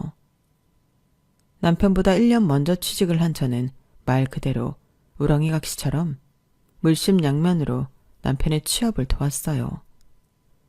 남편이 도서관에서 공부하는 사이 남편 자취방에 찾아가 쌀도 채워넣고 냉장고에 밑반찬이며 김치며 심지어 할머니께서 사오신 한우까지 훔쳐다 남편에게 구워 먹이곤 했거든요. 월급은 고스란히 데이트 자금이나 남편 생활비로 들어갔지만 그게 아깝다고 생각한 적은 없었어요.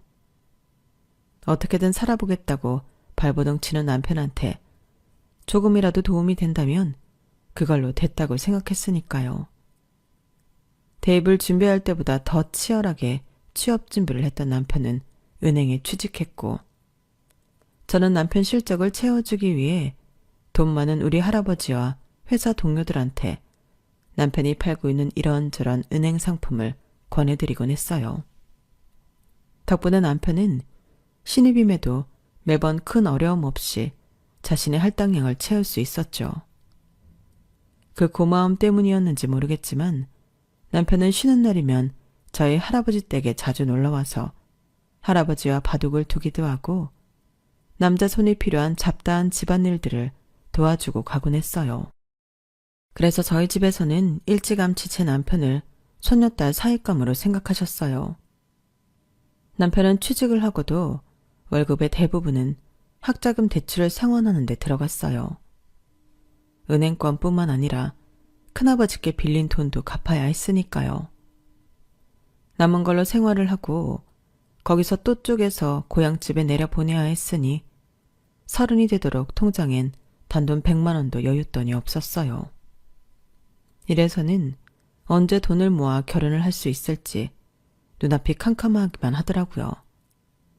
그래서 차라리 집을 내가 마련할 테니 결혼부터 하는 게 어떻겠냐고 했더니 남편이 한숨을 푹 쉬더라고요. 혜주야, 지금 우리가 결혼하면 내가 짊어지고 있는 빚을 너랑 나눠지는 것밖엔 안 돼. 네가 왜 나 때문에 그 고생을 해야 되니? 그러지 말고 몇 년만 더 기다려주라. 작은 전셋집이라도 마련할 때까지만. 자기야, 그게 현실적으로 가능할 것 같아? 요즘 전셋집 보증금이 얼만데. 자기 능력을 무시하는 건 아니지만 현실적으로 어려울 거란 얘기야. 그때 돼서도 온전히 자기 돈으로 전세 보증금 마련은 힘들어. 모르긴 해도 전세 대출을 받게 될 텐데 그럴 거라면 지금부터 같이 벌어서 빚 갚고 전세 대출 받아서 시작하는 게 낫지 않겠냐고. 무거운 짐 혼자 들고 갈 생각 말고 같이 들자. 부부가 그런 거 아니야? 남편도 제 말이 맞다는 건 알고 있었지만 자존심상 선뜻 그러자는 말은 못하는 것 같았어요. 그래서 할아버지께 설득 좀 해달라고 부탁했어요. 하루는 남편을 집에 불러 같이 바둑을 두시다가 제가 미리 얹을드린 부분에 대해 얘기를 꺼내시더라고요. 그런데 내 생각엔 말이다. 니들만 괜찮다면 너희가 이 집에 들어와 사는 게 어떨까 한다. 작년에 한 사람이 세상 떠나고 혜주랑 둘이 살려니 나도 많이 적적해서 말이야. 그렇다고 이 늙은이를 너희한테 부양하라고 하는 소리는 아니다. 집안 살림이야 도우미 아주머니가 있으니 걱정 없고 생활비야 이 할애비가 돈 많은데 무슨 걱정이겠니. 여기서 몇 년 살면서 돈 모아서 나가면 니들한테도 나쁘진 않을 것 같구나. 할아버지께서 생각지도 못했던 선택지를 주시는 바람에 조금 놀라긴 했지만 따지고 보면 나쁜 조건은 아니었어요. 오히려 저희 입장에선 완전 땡큐인 셈이었죠. 집세 안 나가고 생활비도 안 나가니까 그 돈은 고스란히 빚 갚고 다음 해부터는 돈도 모을 수 있을 테니까요. 게다가 제가 당장 결혼해서 집을 나가면 할아버지 혼자 계시는 것도 걱정이었는데 그 문제도 한 큐에 해결되는 거잖아요. 처가살이를 한다고 하면 사람들이 색안경을 쓰고 보겠지만 일러하신 할아버지를 모시고 산다고 하면 오히려 더 좋게 보이지 않겠어요? 그래서인지 남편도 할아버지 제안에 솔깃하는 것 같았어요. 그래서 시어머니께 그런 상황을 전하고 결혼 허락을 구했는데 역시나 시어머니는 시어머니더라고요. 그 얘기를 듣고는 대뜸 이러시는 거 있죠. 그럼 나는 니들이 거기 사는 동안 내 아들네 집에도 못 드나드는 거잖니? 차라리 네 할아버지께 말씀드려서 작은 집이라도 하나 해달라고 그러렴. 그래야 나도 우리 애들도 지 형 집에 드나들기 편하지. 엄마, 지금 그걸 말이라고 하세요? 제가 해야 할 도리를 못해서 할아버지께 도움받는 처진데 그것도 모자라서 집을 해달라고요? 전 그렇게는 못해요. 아니, 내가 못할 말했니? 결혼하면 어차피 한 가족인데 돈 있는 사람이 좀 더 쓰는 게 뭐가 그렇게 문제라는 거야? 나도 가진 것만 있다면 당장이라도 그렇게 해주겠다. 예, 네 생각은 어떠니? 어머님은 대뜸 제게 물으셨어요. 하지만 이건 제 뜻을 듣고 싶은 게 아니라 닥치고 내 말에 동의하라는 무언의 압력 같더라고요. 하지만 어머님 기분 맞춰드리느라 할아버지께 부담을 드릴 수는 없었어요. 저도 명수 씨랑 같은 생각이에요. 그리고 비록 할아버지 댁이지만 집이 워낙 커서 어머님이랑 명수 씨 동생들이 찾아와도 쉬다 가실 수 있을 거예요. 그리고 저희가 평생 할아버지 댁에 살 것도 아니고 집 구할 또 마련할 때까지만 신세를 지는 거니까 이번 일은 어머님께서 져주시면 안 될까요? 너 지금 니네 할아버지 집이 크다고 자랑하는 거니? 네 눈에는 돈도 없는 시어머니는 어른으로도 안 보이는 거야? 뭐? 져줘? 내가 왜 너한테 져줘야 하냐고. 애초에 네가 네 할아버지 모시고 살 생각으로 뒤에서 우리 명수 조종한 거 내가 모를 줄 아니? 결혼도 하기 전부터 어디서 잔머리를 굴려? 넌 내가 그렇게 웃어? 암튼 난 절대 반대니까 그런 줄 알아. 어머님은 절대 안 된다고 못을 박으셨어요. 남편과 저는 아무런 수확도 없이 다시 서울로 올라올 수밖에 없었죠. 이렇게 우리 결혼 얘기는 물 건너가나 했는데 며칠 뒤 남편한테 어머님이 허락하셨다는 연락이 온 거예요. 말로는 자기가 전화로 설득했다고 하더군요. 그때는 그냥 그런 줄로만 알았어요. 나중에서야 그게 돈 때문이었다는 걸 알게 되었지만요. 아무튼 양가 어른들의 허락이 떨어진 만큼 속전속결로 결혼 준비를 시작했어요. 서둘러 예식장을 잡고 제가 쓰던 방에 침대 정도만 바꾸고 시작한 신혼이라 돈이 든 것도 별로 없었어요. 그나마도 할아버지 지인분들이 많이 오신 덕에 축의금이 꽤 들어와서 그걸로 결혼 비용은 충당할 수 있었어요. 신혼여행 비용까지 모든 비용을 제하고도 오히려 돈이 남았으니 완전 남는 장사였죠.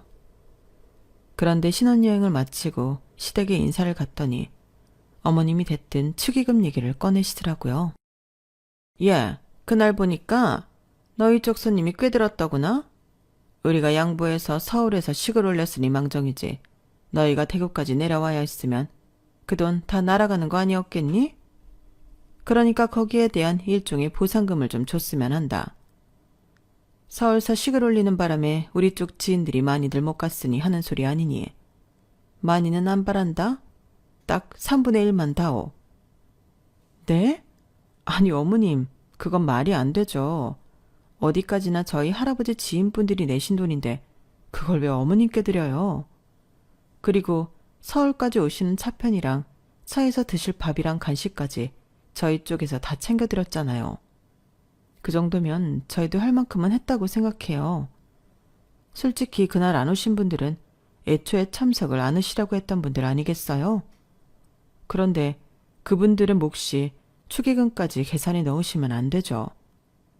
게다가 신랑 쪽 식사 비용도 저희 할아버지께서 다 내주셨잖아요. 예, 그게 얼마나 한다고 그러니? 너는 돈 있는 집에서 자랐다는 애가 어쩜 그렇게 씀씀이가 작아. 그깟 몇백 가지고 생색낼 일이냐고? 어머님 목소리가 높아지자 피곤하다고 소파에 누워있던 남편이 볼멘 소리로 그러더군요. 혜주야, 그냥 남은 돈 엄마 드리자. 얼마나 한다고 돈 가지고 얼굴을 붉히고 그러냐? 순간 제가 잘못 들은 줄 알았어요. 평소 돈이라면 저보다 더 벌벌거리는 사람이 한두 푼도 아니고 2천만 원이 넘는 돈을 그냥 주라고요? 이 돈이면 자기 학자금 대출금도 갚을 수 있는데? 제가 진심이라는 듯 남편을 쳐다봤더니 한 번쯤은 져주기도 해야지. 어떻게 매번 이기려고만 들어? 엄마도 우리 할아버지 댁에서 사는 거 허락하셨잖아. 우리도 하나쯤은 져 드리자. 거기서 더 고집을 부리면 저만 돈독 오른 사람처럼 될 것 같아서 남편 말을 따르기로 했어요. 어차피 그 돈은 우리 계획에 없던 돈이기도 했으니까요. 남편 말대로 한번 져드린다고 크게 달라질 건 없다고 생각했어요. 그런데 그날 이후 제가 맡은 건 매번 지는 역할이라는 걸 알게 되었지 뭐예요. 애초에 남편이 어머님을 설득했던 것도 결론은 돈이었어요. 기왕 있는 집에 장가갔으면 한몫 제대로 챙겨야 하지 않겠냐. 그러기 위해서는 돈 지고 있는 할아버지 옆에 있는 게 제일 빠르고 확실한 방법이다. 남편이 어머님을 설득한 말이었어요.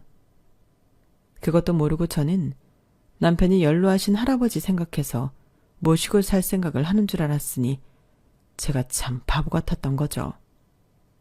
결혼하고 몇 달간은 사실 회사 일로 정신없이 바빠서 다른 데에 신경 쓸 겨를이 없었어요. 그래도 다행인 건 집안일을 해주시는 도우미 아주머니 덕분에 집안일에서 해방이 됐다는 것과 제가 자란 집이기 때문에 익숙하고 편했다는 거였어요. 그래서 남편이 무슨 생각을 하는지 굳이 알아채려고 노력하지 않았는데 그러다가 한 번에 쾅 뒤통수를 맞게 됐어요. 아무래도 남편이 은행원이기 때문에 저희 부부의 월급 관리는 남편이 도맡아 하고 있었어요. 각자 버는 돈에서 자신이 쓸 용돈과 약간의 공동생활비를 제외하고는 남편이 우리한테 잘 맞는 예적금으로 돈을 모으고 있었거든요. 그래서 매달 아무 의심 없이 남편 계좌로 월급을 이체하곤 했어요.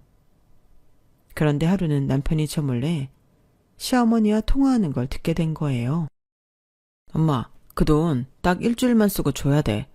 해주고 알면 난리 난다고. 걔는 내가 지금까지 우리 월급 받은 거 잘 불리고 있는 줄 안단 말이야.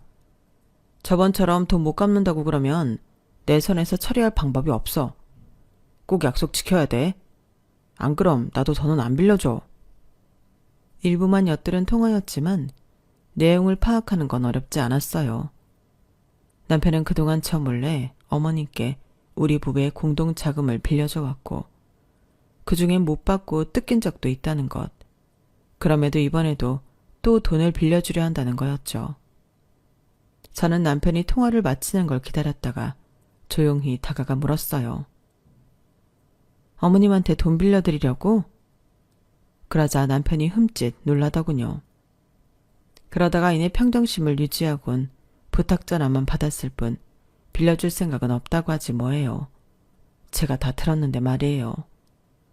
아무래도 남편을 믿을 수가 없어서 그동안 모은 돈 내역을 보자고 했어요. 그랬더니 남편이 자기를 못 믿는 거냐고 길길이 뛰기 시작하더라고요. 찔리니까 괜히 목청만 높이는 게 더 수상해서 집요하게 물었더니 결국엔 이실직고를 했어요. 그런데 현재 수중에 남아있는 돈이 얼마 안 되지 뭐예요. 지금까지 모은 돈의 대부분이 어머님께 빌려드린 이후 복구가 안 된 거예요. 한마디로 사라져버린 거죠. 출처는 다름 아닌 시댁이었어요. 과수한 일을 다니고 때때로 과일 판매까지 해야 해서 트럭이 필요했다는 거예요. 그래서 수동생 앞으로 트럭을 한 대 뽑아줬다고 하더군요. 아니, 그런 걸 왜 나한테 말 안 했어? 적어도 상의는 했어야지. 거기엔 내 월급도 들어가 있는 거잖아. 게다가 지난번에 빌려준 건 받지도 못했다며? 그런데 왜 또 빌려주는 건데? 저로서는 정당한 권리 행사였는데도 남편은 오히려 짜증을 내면서 삐딱하게 나오더라고요. 그러더니 결국엔 궤변을 늘어놓기 시작했어요. 자기야, 이성적으로 생각해봐. 엄마한테 빌려준 돈 제대로 받으려면 어떻게 해야겠어? 일단 돈을 벌 길을 열어줘야 이자든 원금이든 받아낼 거 아니야. 그래서 빌려준 거야. 이건 또 무슨 신박한 변명인 건지. 애초에 돈을 안 빌려줬으면 이런 일이 벌어지지 않았을 거 아니에요. 그래놓고 이제 와서 돈 받으려고 돈 더 빌려주겠다니. 그런데 진짜 문제는 돈을 빌려주고 말고가 아니었어요. 바로 어머님과 남편의 태도였죠. 이 모자는 어떻게 된 게 네 거 내 거에 구분이 없는 거예요. 연애를 4년이나 하고 결정한 결혼이었지만 남편의 이런 성향을 몰랐던 건 그동안 워낙 남편 형편이 어려웠던 탓에 제가 일방적으로 손해를 보는 구조였기 때문이었어요. 그러다 결혼하자마자 실상을 마주하게 된 거죠. 이 일로 결혼기간 내내 정말 많이 싸웠어요.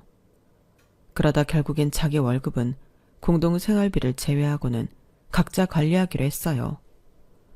하지만 그럼에도 불구하고 돈 문제는 곳곳에서 불거졌어요. 저희가 할아버지와 함께 살았잖아요.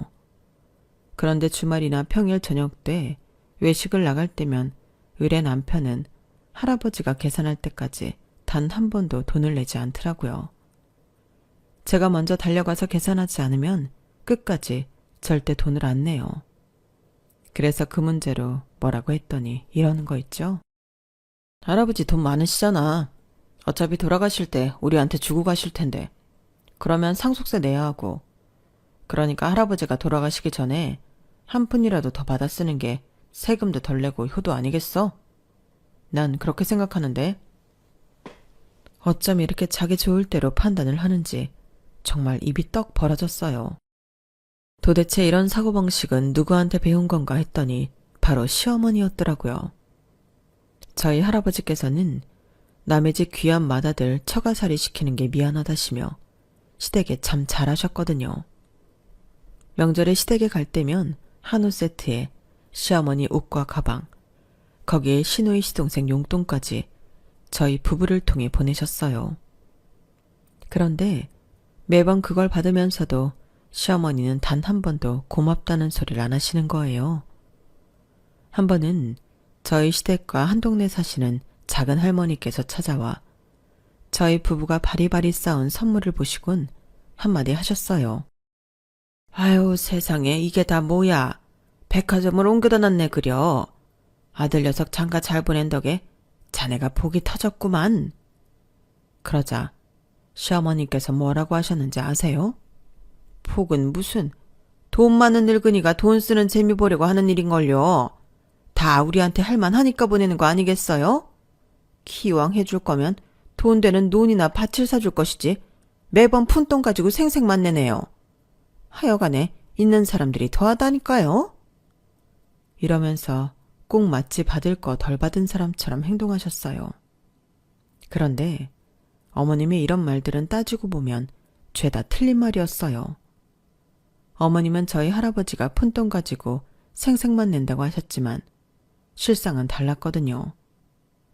사실 저희 부부가 결혼하기 전까지 저희 시댁은 마을에서 유일하게 땅 한 평 가진 게 없는 집이었어요. 그러니 집성촌에 살면서 일가 친척들한테 늘 무시만 당하고 살아왔었죠. 그랬던 저희 시댁이 동네에서 목에 힘주고 살게 된 건 우리 부부가 결혼하고 1년도 안 돼서였어요. 그 전까지는 친인척들이 저희 시댁에 찾아오는 일도 없었거든요. 저희가 결혼하고 얼마 안 돼서부터 저희 시어머니는 툭 하면 저희 집에 전화를 하셨어요. 남편이나 저한테 하신 건 아니고 대부분은 저희 할아버지께 했던 전화였죠. 어머님이 어찌나 뻔뻔한 분이신지 남들은 대놓고 말하기 힘든 걸 너무도 쉽게 내뱉으셨어요. 이를테면 뭘 좀 해달라는 말들이었죠. 툭 하면 저희 할아버지께 죽는 소리를 하시며 땅 좀 사달라, 밭 좀 사달라 조르셨거든요. 저 좋으라고 이러는 거 아닙니다. 어차피 나중에 우리 며느리한테 주고 가실 재산 아닙니까? 기왕 주실 거 새로 가족이 된 저희 살 길도 열어주시면 남들 보기에도 좋고 얼마나 좋습니까? 저 집은 며느리 잘 들어와서 살림이 편네 할 테니까요. 할아버님, 돈 많으시잖아요. 이깟 땅 할아버님께는 푼돈 아닙니까? 손녀딸 생각해서 선심 좀 쓰세요. 처음 이런 전화를 받았을 때 저희 할아버지는 적잖이 놀라셨던 모양이에요. 저한테 정확한 내막은 말씀하시지 않으셨지만 지나가는 말로 너희 시어머니는 참 재미있는 사람이더구나 라고 하셨거든요. 지금껏 살아오시면서 그렇게 대놓고 뻔뻔한 사람은 처음이셨기에 그런 말씀을 하셨던 것 같아요. 어찌됐건 덕분에 저희 시댁은 제가 시집 온 이후에는 동네에서 땅을 제일 많이 가진 집이 되었어요. 그러니 한 동네 사는 친인척들이 문지방이 닳도록 저희 시댁에 드나들었고요. 시어머니는 참 야근분이라서 저희 할아버지께서 땅이나 그 밖에 돈 되는 선물을 해주시자 저한테도 꽤 유하게 대하셨어요. 가령 명절에 할아버지 혼자 계시니까 본가에 내려오지 말라고 하신다거나 애는 언제 가질 거냐는 닥달을 잠시 멈추시거나 하는 걸로요. 돌려 말하면 자신이 가지고 싶은 게 있을 때면 앞서 말씀드린 것을 빌미삼아 저희 할아버지께 흥정 아닌 흥정을 해왔다는 얘기예요. 그건 남편도 마찬가지였어요. 결혼 전에는 저희 할아버지한테 그렇게 잘하던 인간이 결혼 후에는 할아버지가 자신한테 도움을 주실 때만 여우같이 싹싹하게 굴었거든요. 남편과 살았던 3년 동안 한마디로 남편과 시어머니는 저희 할아버지 돈에 따라 자신들 도리를 했던 것 같아요. 그러다 할아버지께서 노환으로 몇 번이나 응급실에 실려가시는 상황이 발생했고 결국 요양병원에 들어가시게 되자 드디어 민낯을 드러내기 시작하더군요. 자기가 필요한 게 있을 때는 저희 할아버지께 늘 자신을 하나뿐인 손주 사유라고 떠들던 인간이 정작 할아버지가 요양병원에 들어가시고부터는 거들떠도 안 보더라고요. 호랑이 없는 잔치에 여우가 왕이라고 저희 할아버지 집에서 자기가 주인 행세하기 바빴거든요. 그때부터였어요. 시어머니와 시노인 시동생이 툭 하면 서울에 올라와 저희 집에서 살다시피 했던 건요. 하루는 할아버지가 계신 요양병원에 면회를 갔다가 돌아왔는데 남편과 시어머니가 거실에서 과일을 먹으며 그런 소리를 하더라고요. 일단은 영감이 죽기 전에 재산 목록부터 만들어놔. 그냥 네 앞으로 상속해주고 가면 딱 좋겠구만. 나중에 네 명의로 돌리려면 돈도 들고 골치 아프잖니. 그래도 그동안 시골에 네 앞으로 땅을 많이 사놔서 다행이지 뭐냐?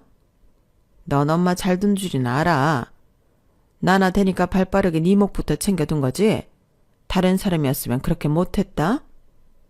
하여간 엄마는 얼굴에 철판을 제대로 깔았다니까. 할아버지한테 땅 사달라는 말을 어떻게 그렇게 잘해? 엄마네 할아버지도 아닌데. 가끔은 내가 들어도 얼굴이 화끈거리더라니까. 내가 나 좋자고 그랬냐? 다 내 새끼들 주머니 채워주려고 그런 거지. 그래도 내가 그렇게 해둔 덕에 세금도 덜 내고 얼마나 좋니? 영감이 죽기 전에 이 집이랑 건물도 네 명의로 돌려놓으면 좋은데.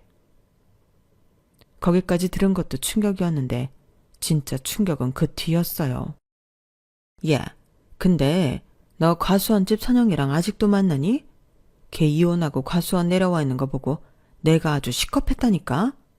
그러다가 네 처가 명절에 집에 왔다가 니들 사이 눈치라도 채면 어쩌나 싶어서. 아, 그래서 엄마가 우리 보고 명절에 집에 내려오지 말라고 했던 거구나. 하여간 우리 엄마 눈치 하나는 빠르다니까. 나 선영이랑 잘해보려고. 할아버지 돌아가시면 1, 2년 안에 유산 정리해서 챙길 거 챙기고 해주랑은 끝낼 생각이야. 애초에 선영이가 시집만 안 갔어도 얘랑은 사귈 생각도 없었는데 어쩌다 보니 결혼까지 한 거잖아. 선영이도 이혼 딱지 붙었으니까 선영이 아버지도 이제 나 반대하지 않을 거 아니야. 이젠 우리 집도 예전처럼 자기들한테 꿀리는 처지도 아니고. 아, 이번 생엔 선영이랑 한번 살아보고 싶었는데 일이 되려는 이렇게 또 되네. 우리가 인연은 인연인가 봐. 이놈아, 네 처 앞에서는 절대 들키지 마. 그게 순딩이 같아도 바람난 남편 앞에선 어떻게 변할지 모르니까. 그날 모자의 대화를 몰래 듣지 않았다면 저는 지금쯤 할아버지 유산은 다 뺏긴 채 남편한테 버림받은 충격으로 폐인이 돼 있을지도 모르겠네요. 그런데 인생이 그렇게 나쁜 놈들 좋은 방향으로 흐르지는 않더라고요. 저희 할아버지보다도 제 남편이 먼저 황천길을 떠났거든요. 다른 것도 아니고 저 몰래 내연녀랑 드라이브를 가다가 마주 달려오던 덤프트럭에 치여 두 사람 모두 즉사한 거예요. 남편 말대로 둘이 인연은 인연이었던가 봐요. 한날 한시에 죽었으니 말이에요. 이미 남편에 대한 배신감에 이혼 전문 변호사와 상담까지 마친 상태였던 저는 그게 앞서 생각지도 않은 결자해지 상황에 웃어야 할지 울어야 할지 행복한 고민에 빠졌지 뭐예요. 그런 저와는 달리 저희 시댁은 말 그대로 초상집 분위기였어요. 그동안 저희 할아버지를 통해 땅을 사들이기는 했지만 어디까지나 그 명의가 어머님이 아닌 제 남편 앞으로 되어 있었거든요. 그러니 시댁은 아주 난리가 난 거죠. 거기다 웃긴 건 남편과 남편 내연녀가 같은 장례식장 1호와 2호에서 동시에 상을 치렀는데 그러다 보니 동네 사람들 사이에서 둘 사이에 대한 얘기가 퍼지기 시작했다는 거예요. 가정에 있는 놈이 바람핀 게 잘못이라는 사람, 이혼녀 주제에 가정 있는 남자한테 꼬리친 여자가 잘못이라는 사람, 양갈래로 편이 나눠지면서 술자리에서 고성이 오갔고 그 바람에 종국에 가서는 양가 부모가 머리채를 잡고 개싸움까지 벌이고 말았어요. 이 사람들 눈에는 남편 잃은 며느리는 보이지도 않는 것 같았어요. 그러지 않고서야 어떻게 제 앞에서 남편의 내연녀에 대한 말을 스스럼 없이 꺼낼 수가 있대요. 그마저도 저는 크게 신경 쓰지 않았지만요. 그렇게 우여곡절 속에 장례가 끝이 났고 장지로 가는 날이었어요. 그런데 시어머니가 장례식장 정리도 하기 전에 저한테 그러시지 뭐예요. 야, 어떻게 된 게 네 남편 장례식인데 너희 집안 사람들은 코빼기도 안 보이니? 사람들이 어떻게 이럴 수가 있냐고. 어머님, 오히려 다행 아닐까요? 어머님 아들이 내연녀랑 한날 한시에 죽었다는데 그게 알려져서 좋을 게 뭐예요. 괜히 죽은 사람 욕만 더 먹게 하는 거죠.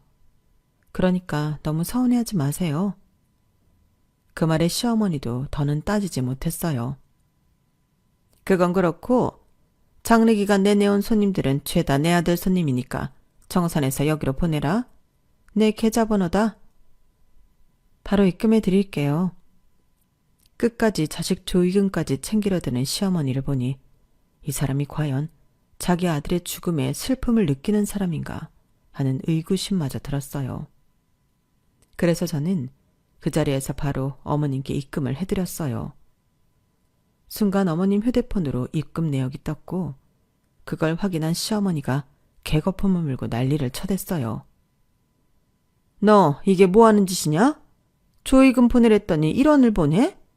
너 지금 나랑 장난하는 거냐? 어머님, 그 정도면 제가 후하게 쳐드린 거예요. 이체는 마이너스가 안 돼서 그나마 1원이나 드렸으니까요. 그러니 그건 어머님 아들 저승길 노잣돈이라고 생각하세요. 아, 그리고 저 서류 정리되는 대로 시골 땅 다 팔 겁니다. 그러니까 논이고 밭에서 난 것들 중에 챙기실 거 있으면 얼른 챙기세요. 나중에 시간이 없었네 어쩌네 핑계대지 마시고요. 그리고 미리 말씀드리는데 그 이 사망보험금 말이에요. 혹시라도 거기서 얼마 떼어줄까 기대하고 계신다면 일찌감치 꿈 깨세요. 제가 장례기간 내내 계산기를 때려보니까 그동안 그의 대학 등록금부터 자취방 월세, 학원비를 비롯해 심지어 자동차 면허학원 수강료까지 제 주머니에서 나간 돈이 엄청나더라고요. 그의 사망보험금에서 그것들 제하고 나니까 치킨값밖에 안 남네요. 그러니 어쩌겠어요. 그걸로 계산은 퉁치는 수밖에. 어머님 보시기에 제가 맹한 구석에 있어서 내 거 못 챙기는 것처럼 보이시겠지만 어머님, 왜 그런 말이 있잖아요. 있는 사람이 더 무섭다고. 네, 맞아요. 전요, 무슨 수를 써서라도 그간 그이랑 시댁에 들어간 우리 집 돈 다 돌려받을 거예요. 혹시나 소송을 생각하신다면 하세요. 전요, 변호사 수임료가 얼마가 들든 그건 상관없어요. 은혜를 원수로 하는 배은망덕한 인간들을 응징할 수만 있다면 얼마가 들든 끝까지 갈 생각이니까요. 그러니까 잘 생각해 보시고 덤비세요. 그럼 다시 볼 일 없길 빕니다. 뭐? 야 이년아, 돈 내놔라, 내 돈. 아니, 내 아들 목숨값 내놔 이년아. 너 내가 니년한테 순순히 다 뺏길 줄 아냐? 어림도 없어. 변호사? 그거 나도 선임하면 그만이야. 우리 집안이 널리고 널린 게 변호사라고. 사실 어머님 말씀은 사실이었어요. 집성촌 내에 변호사나 판검사 자식을 둔 집이 한둘은 있었으니까요. 하지만 이미 끈떨어지고 논도 밭도 다 뺏길 판인 집에 누가 도움을 주겠어요? 어림도 없죠. 돈이 없을 땐 어떻게 살아도 있다가 없어지면 살기 힘들잖아요. 결국엔 시어머니와 자식들은 고향을 떠났다는 소식이 들리더군요. 이렇게 남편의 장례를 끝으로 시댁과는 연을 끊었어요. 그리고 4년이 지난 지금 저는 새로운 인연을 만나 재혼을 했답니다. 할아버지가 계신 요양병원에서 만나게 된 사람이었어요. 남편은 사남매 중 늦둥이로 연로하신 어머님 면회를 왔다가 저랑 자주 마주치게 되었어요. 이혼 경력이 있는 것도 저랑 비슷하고 대화도 잘 통해서 호감이 가던 사람이었는데 자주 보다 보니 결혼까지 이어지게 되었어요. 둘 다 한 번의 실패를 경험한 터라 이번 인연은 어떻게든 잘 지켜나가려고 노력 중입니다. 실패는 성공의 어머니란 말처럼 말이죠. 지금까지 제 사연을 들어주셔서 감사합니다. 좋은 인연들과 하루하루 행복하시길 바랍니다. 여러분, 사연 댓글에 응원과 현명한 조언 부탁드려요. 좋아요와 구독은 저에게 큰 힘이 됩니다. 오늘도 좋은 일 가득하세요.